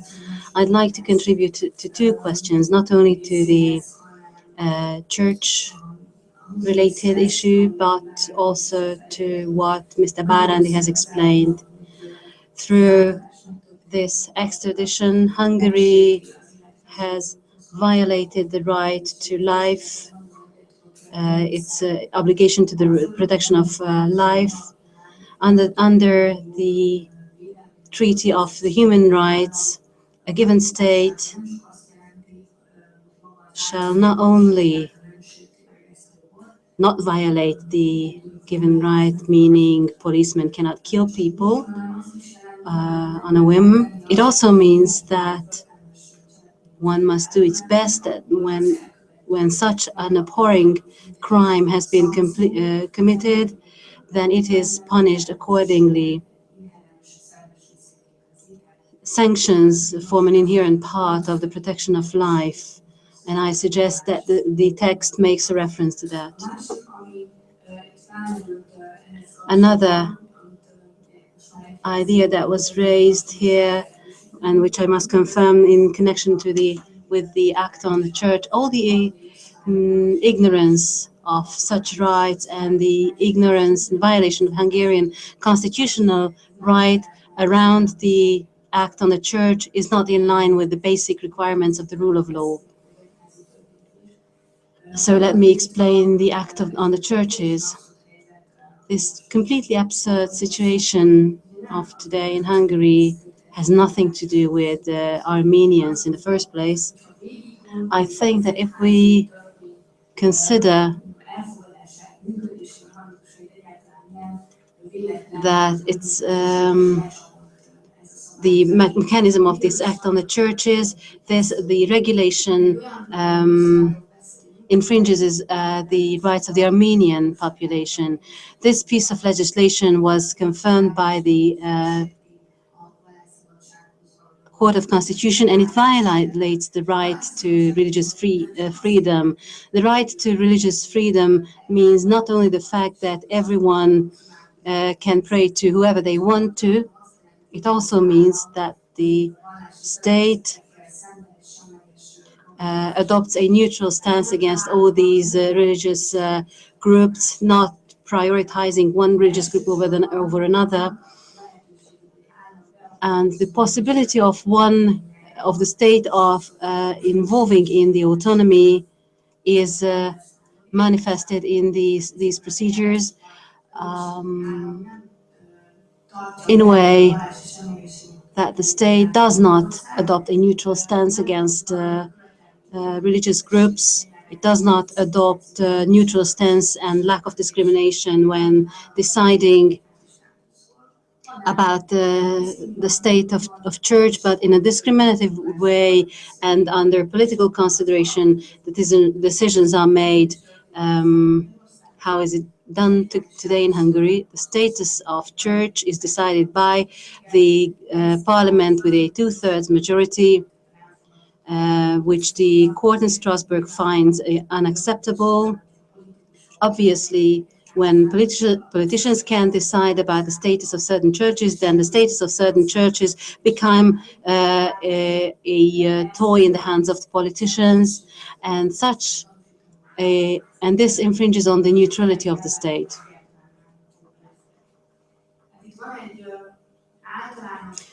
We have a general problem about the Act on the Churches which creates a situation that violates the constitutions, not only the international law. In line with the Hungarian Basic Law, Hungary has to comply with international obligations. The Court of Human Rights in Strasbourg made sure that the Hungarian constitution is modified, but this does not dissolve the conflict, as the Hungarian Basic Law, along with this, contains the right to religious freedom, which is which this solution inherently violates. And we also have to fulfill international rights. The Hungarian Basic Law, at its present state, contains an inconsistency.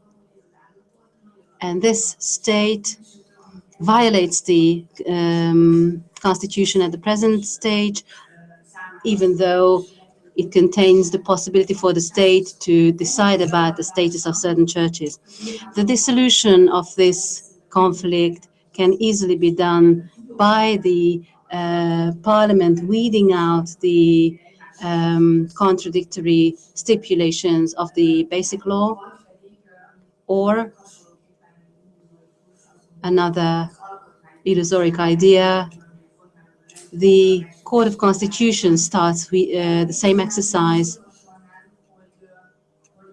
Anyway, I suggest that since the problem involves the rule of law and creates an unconstitutional condition, I suggest that in the last point of the declaration, we should not call upon the government to start negotiations with the Armenian Church, which that would legitimize the entire system, but we must request to amend the situation of the Armenian Church by putting an end to this condition, the situation which violates international law and constitutional rights.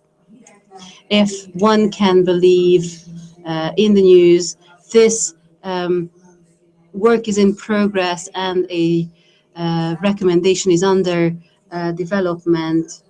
But since we're fighting this act since 2010 for 5 years, I remain skeptical. Anyway, I think we must call upon the Hungarian government for them to reconsider the act on churches and bring it in and to align it with the international law, so that they can try to settle this conflict in a comprehensive way along with the Armenian situation.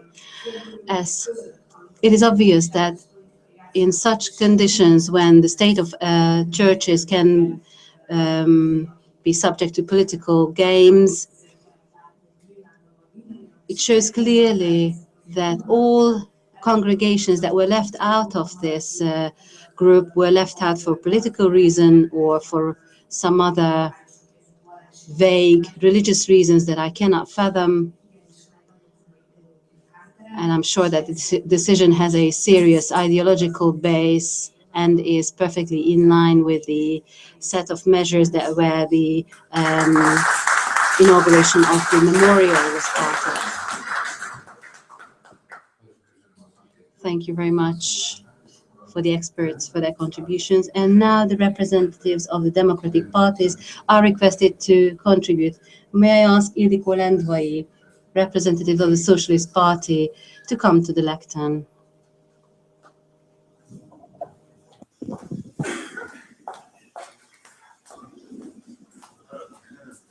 Köszönöm szépen. A mikrofon.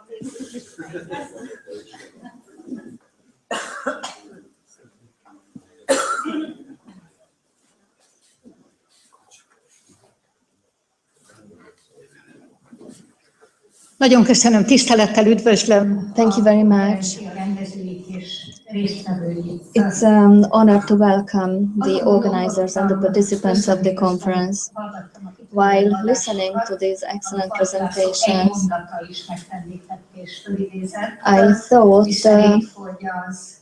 I had a thought which reflects to sentence of László Valki, he said the Azeri murderer attacked a sleeping victim, and genocides usually attack sleeping victims.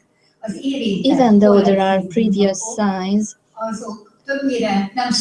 the collective scapegoats usually do not expect events to take such a brutal turn, and the victims usually sleep too long. Today we are commemorating this genocide, and commemorations have this function so that victims of every sort of events, more and less brutal, do not sleep, so that everyone pay attention to signs, to previous signs. And it is also important to keep the memory of brutal events that already happened alert, and to call it what it is. A genocide should be called a genocide, a murder should be called a murder. As for signs,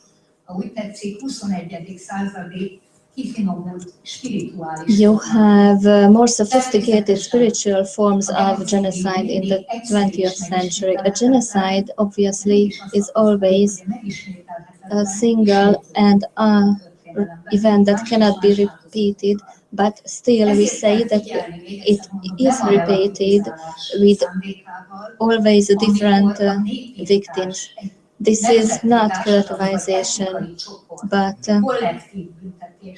when a group of people are punished, are called scapegoats, when a single person is attacked not because he did or didn't do something, but because he belongs to a particular ethnic group. The punishment of the Armenian officer was such a dosed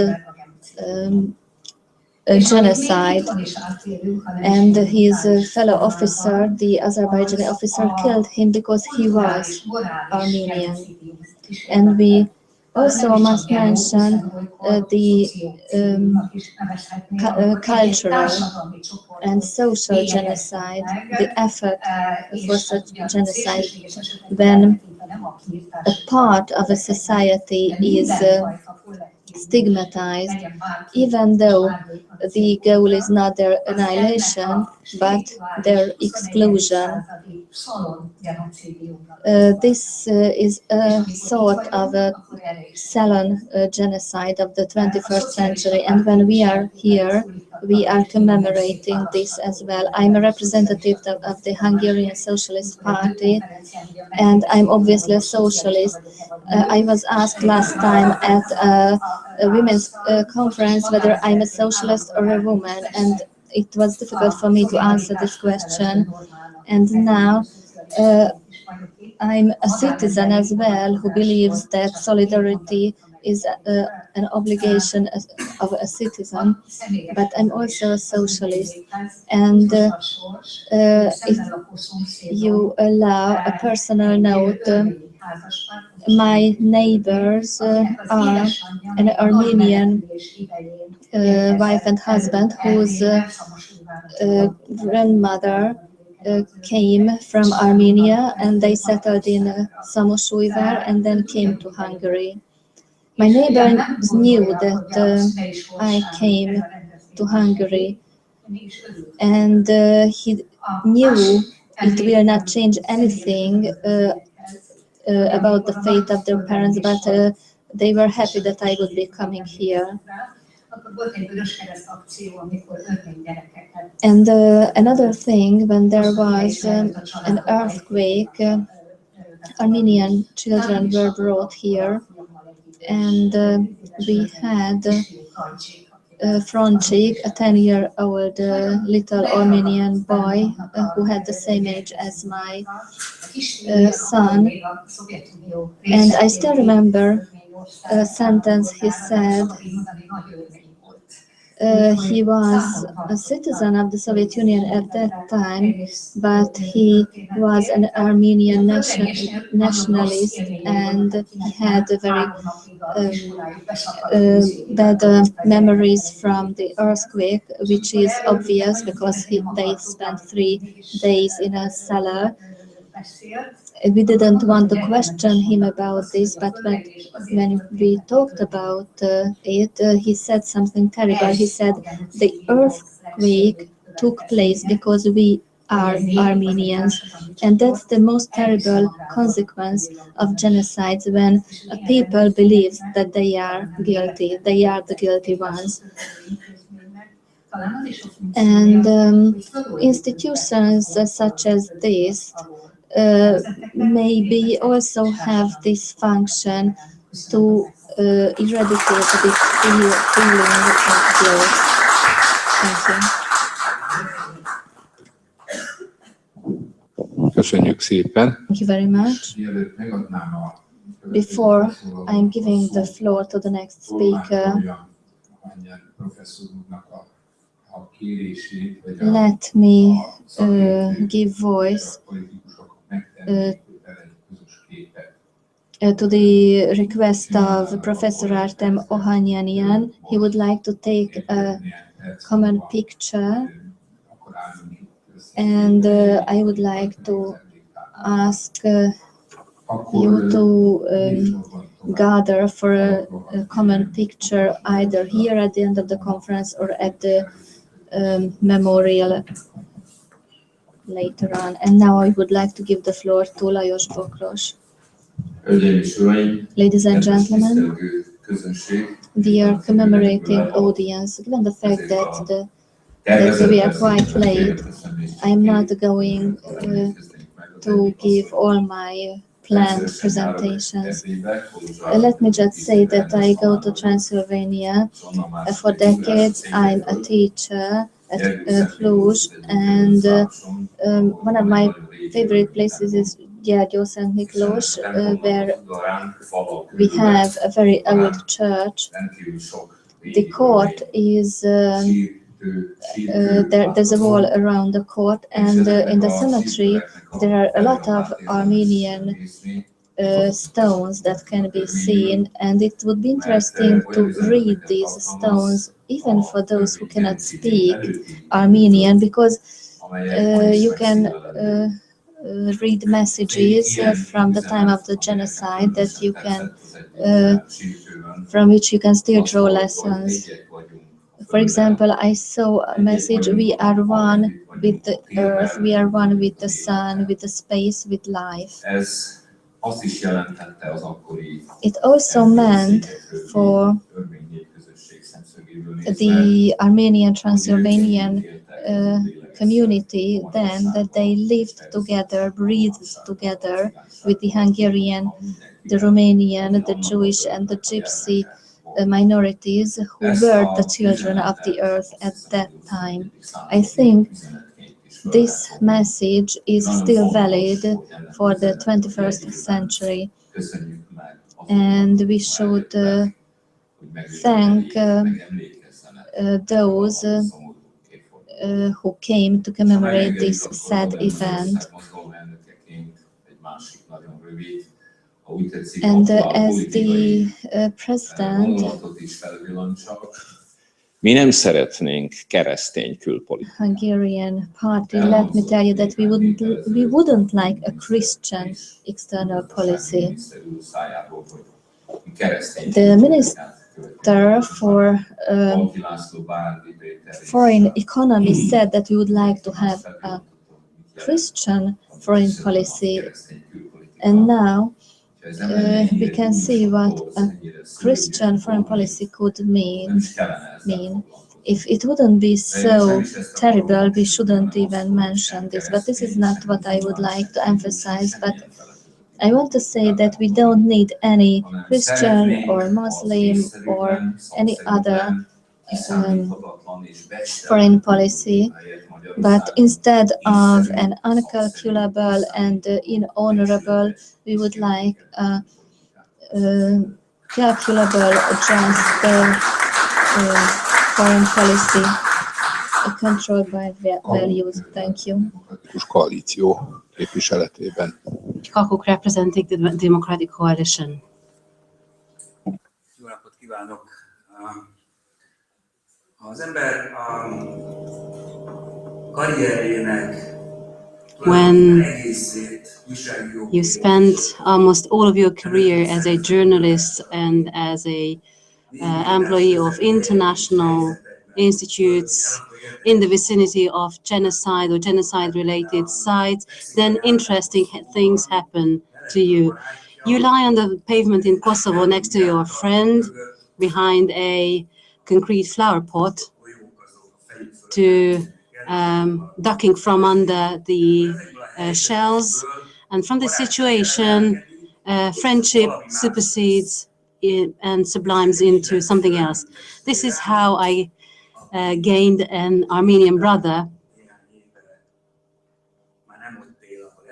who left his home for a few years ago and moved to Beirut. And I wrote a text to him, which will be published in an English publication, to Jackson. Holocaust, Holodomor, genocide, what sort of words? And then the PC, humanitarian catastrophe, what sort of words they are? On the back of my former colleagues, together and individually, from under the neck, it can range to 30-40 minutes, and incorrect blow with the scythe. It's a scar that will never heal. My older daughter's grandmother runs from the tracks. The rest were left over there. The grandmother of my friend lies somewhere in the dust in Aleppo, stabbed by a military bayonet in her chest, and the blood is sucked up by the dust. Days are hot for 100 years, unburied dead, unburied for 100 years, and there are new victims lying there. Genocide covers another genocide. Uncovered bodies will be covered, new uncovered bodies. Genocide covers genocide again in Deir ez-Zor. My friend in Beirut collects Armenian blood in vials, mixes it with paint, and this is what they paint. This is why they print the journal printed with the bloods of Armenians, showing that we're still here, we're still bleed. The print tolerates the blood of the Armenians. Whether print tolerates what I think. 100 years of silence, how do you put it in another language? 100 years of lies, 100 years of opportunism and cynicism, political weakness, political cowardice. How do you put it in another language? Thank you very much.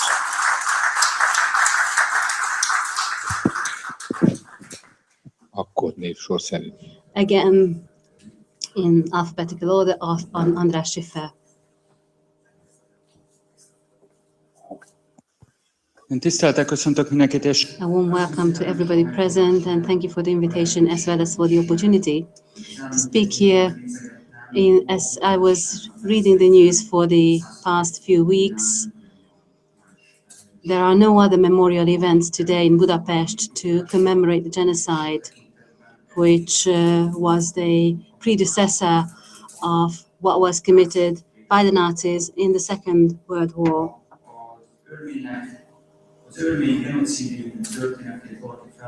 If you look at the history of the Armenian genocide, you see the signs that come back in the 30s and the 40s. There was the predecessor of the Einsatzgruppe and the organized concentration camps and technology of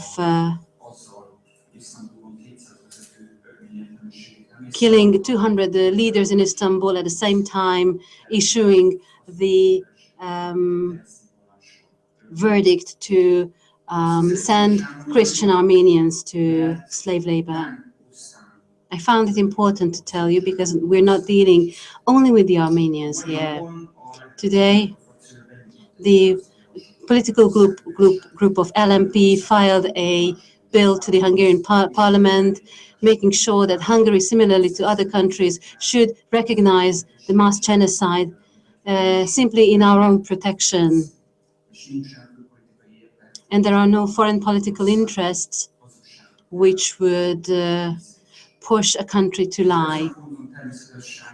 And at this point, let us mention whether there are interest-related foreign policy or not. Is it possible that a country in its foreign relations would only seek interests?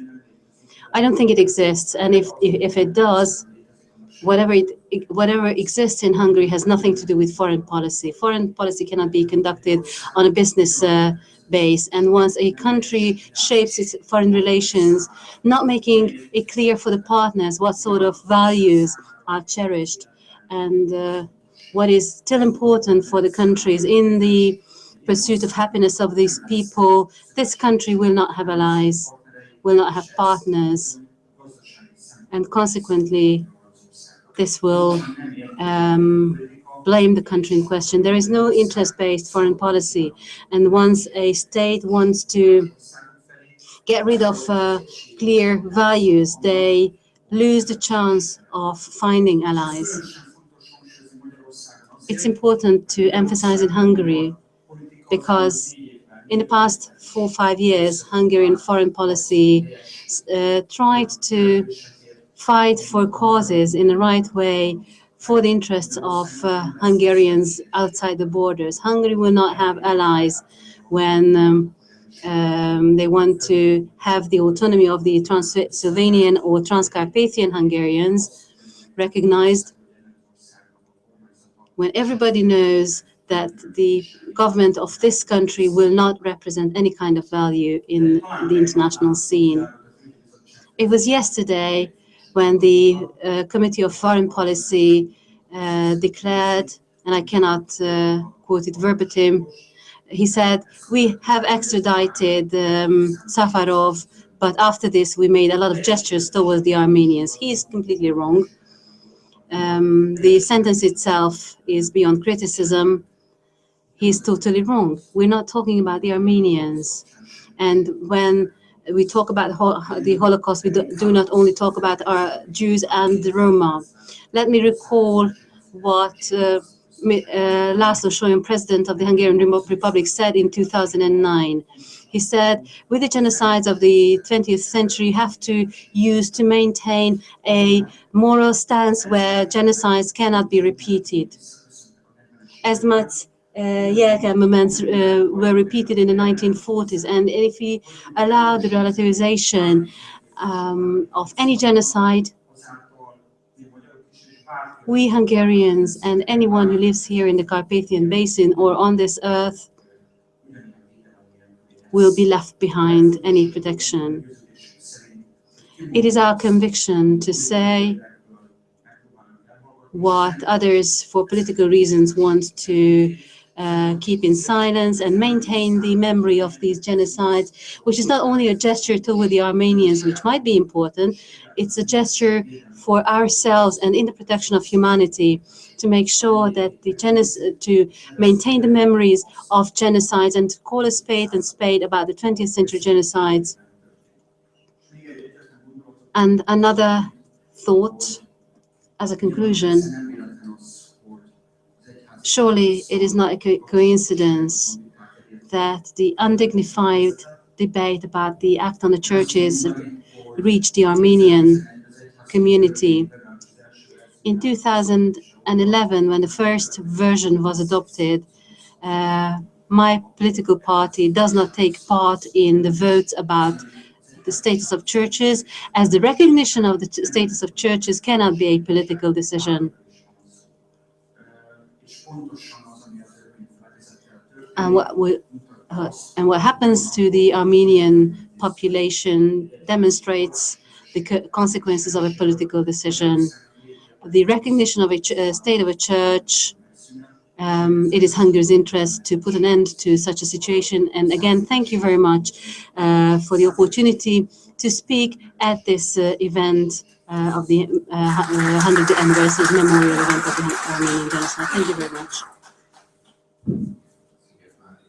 Viktor Szigetvári on behalf of Együtt Magyarországért. Köszönöm szépen mindenkinek, hogy engem is meghívtak, és Very much for the invitation. hogy a nemzeti emlékezetek ma vagy azok lassan One ürülnek, says that the mills of national memory memories are slow, and I've got an example that sometimes they go backwards. kinyilvánította talán tegnap legutoljára a német elnök maga, hogy The German president yesterday said it was a genocide, and the genocide should be called a genocide. I agree with András Schiffer Enterprise. I agree with this declaration. Hungary doesn't have to be always the most courageous nation of the world, but when the opinion of the international arena changes, Hungary should join that. The Hungarian government, the Hungarian Republic should be clear and should join to larger nations concerning the opinion they have been taking recently concerning the issue of the Armenian genocide. When I talked to my father recently, we have an Armenian ancestor, and he sent me an old Armenian journal, and my father told me to take this journal along. This ancestor was the father of my great-grandmother on my father's side. We have heard a lot of readings today, but I will be short. I'm sure you will understand that. It's from 1903. There are narrow-minded politicians that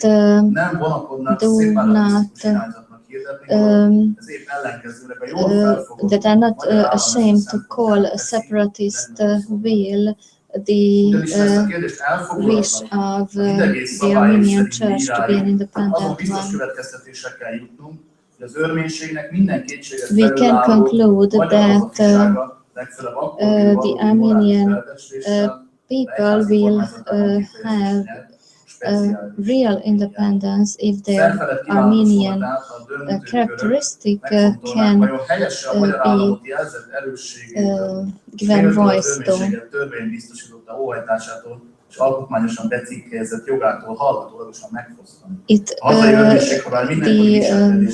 The Armenian group should not be deprived of their rights, not even in a concealed manner. The domestic pastors are our citizens. The domestic Armenian pastors are our citizens, and they should be given the right. They should be consecrated in our land. As far as I'm concerned, now finishing this quotation, I would be happy if we wouldn't have to have such discussion concerning the issue of genocide and concerning the freedom of churches either today in Hungary. Thank you very much. Thank you very much for the presentations. We've actually quite some time left, and Professor Artem Ohanyanyan would like to add some more thoughts. We planned to lay the wreath at 1 o'clock, but if we have time, we finish earlier. Of course, we will not wait until 1 o'clock in the afternoon, because we are not expecting any more participants. But should you have any observations to make, there is time to do so. please do shortly though.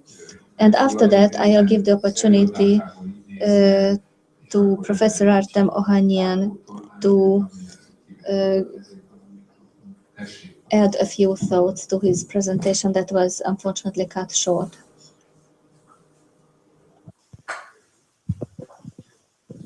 Köszönöm szépen. Much. Nem tudom, hogy a illetlenséget mindenképpen nehéz a számomra a technikai jellegű. I do not want to be unpolite. I have a suggestion concerning the declaration, the text of the declaration. I do not want to be unpolite to go into such technical details after these eloquent presentations.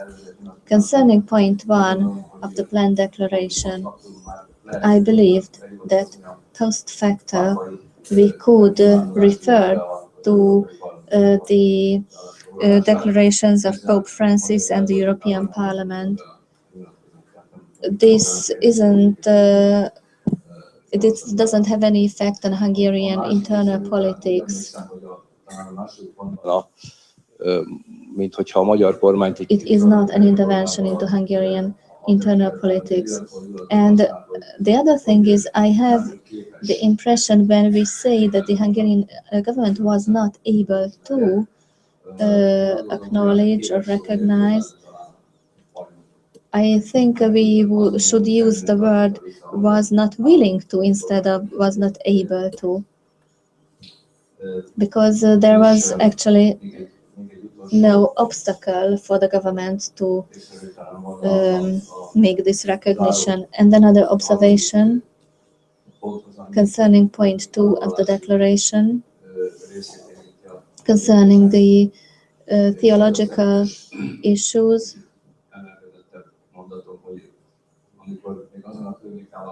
And this is a personal note, when I lived in that part of the country, Vajos Street, that Turul statue was not yet in that part of the city, which is a shame in itself, but we already had a plate on the wall of the building which commemorated the events, and in Maros Street we had a memorial plate on the building. Szabad itt most lelkészi. I think Hevra Kadisha.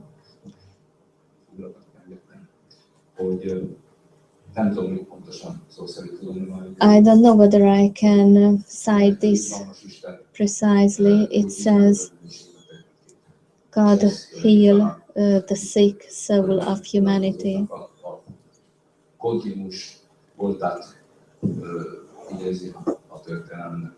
And this reflects the continuity of history, meaning that we are talking about much more here. Thank you.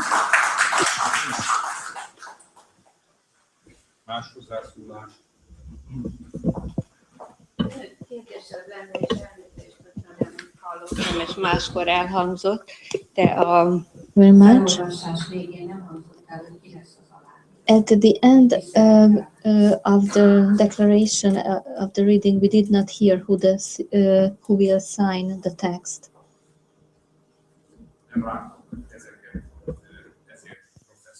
Not see any more hands in the air, so I would like to give the floor now to Professor Artem Ohanyan. Szeretném megköszönni, hogy meghívtuk őt. To thank you for the invitation.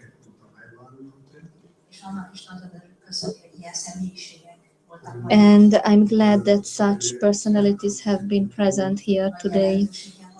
I think it's very important. Hogy a magyar nép az örményekkel van. And it shows that the Hungarian people is with the Armenian people, and I would like to thank you for that.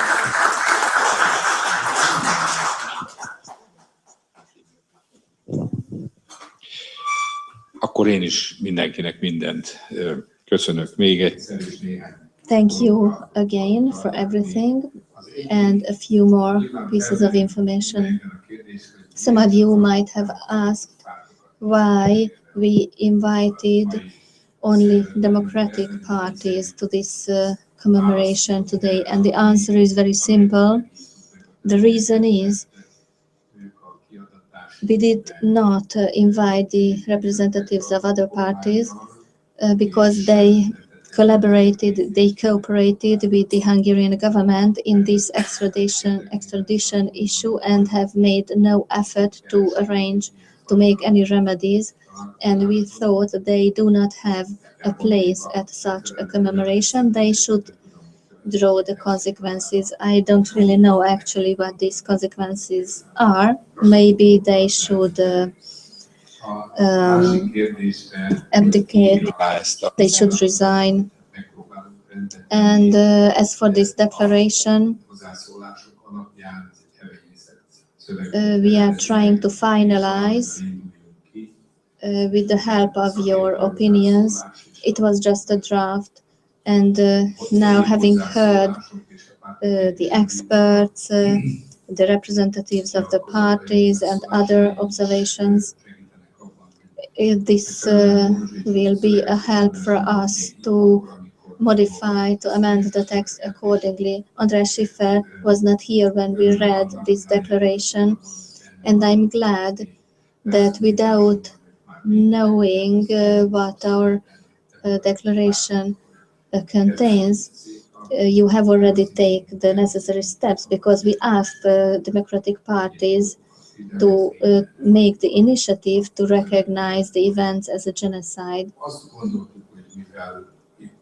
We thought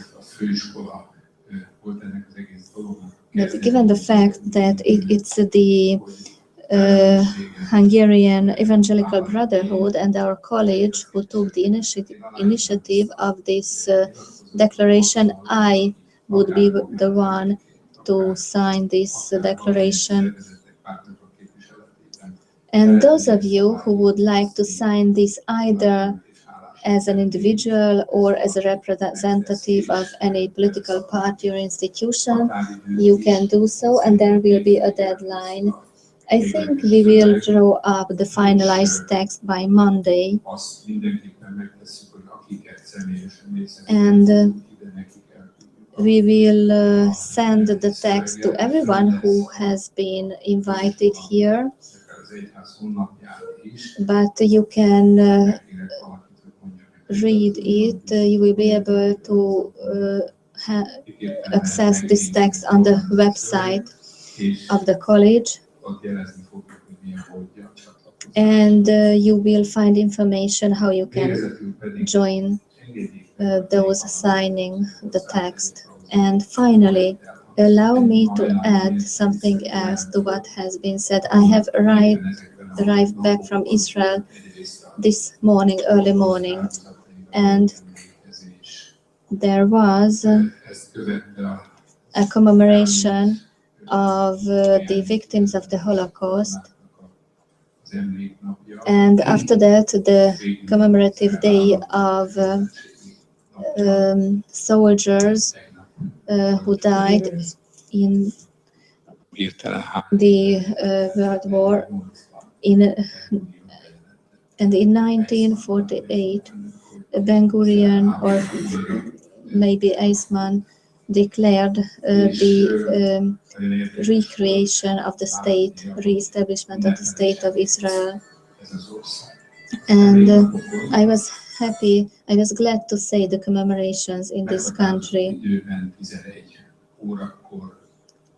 At a given time, at 11 o'clock, on the second day, in the desert of Negev, I was in a restaurant, in a cafe, when we heard that the service will cease for a few minutes and we will all go outside and keep 1 minute silence. And life stood still for a minute. People got out of their cars and they commemorated these events. The question is whether it is reasonable to ask a questions, to keep asking questions after 100 years that are still painful. But an honest citizen cannot save this pain unless they are on the side where their ancestors perpetrated these crimes. We cannot erase what happened, but we can contribute by commemorating these events to avoid repeating such events, or even if they are repeated, because unfortunately such viruses raise their ugly heads again and again and infect others.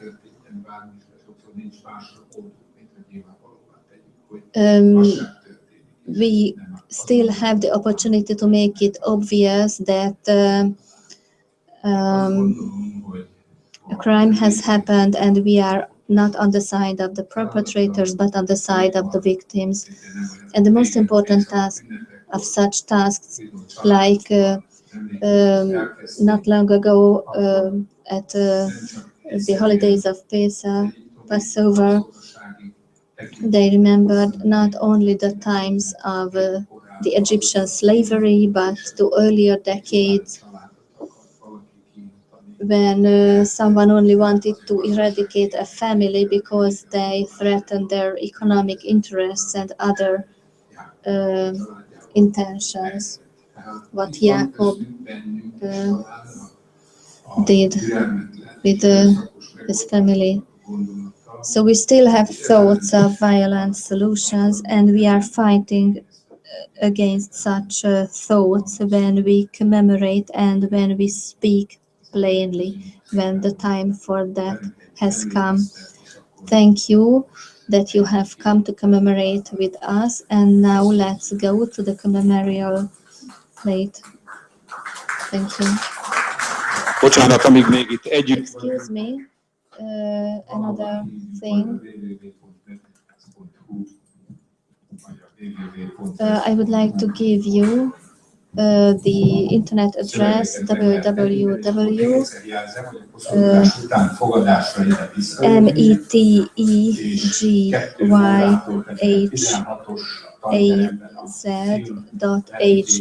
and you will find this conference on this website, and we will show 2 films here, and if you are interested in it, please stay and watch them.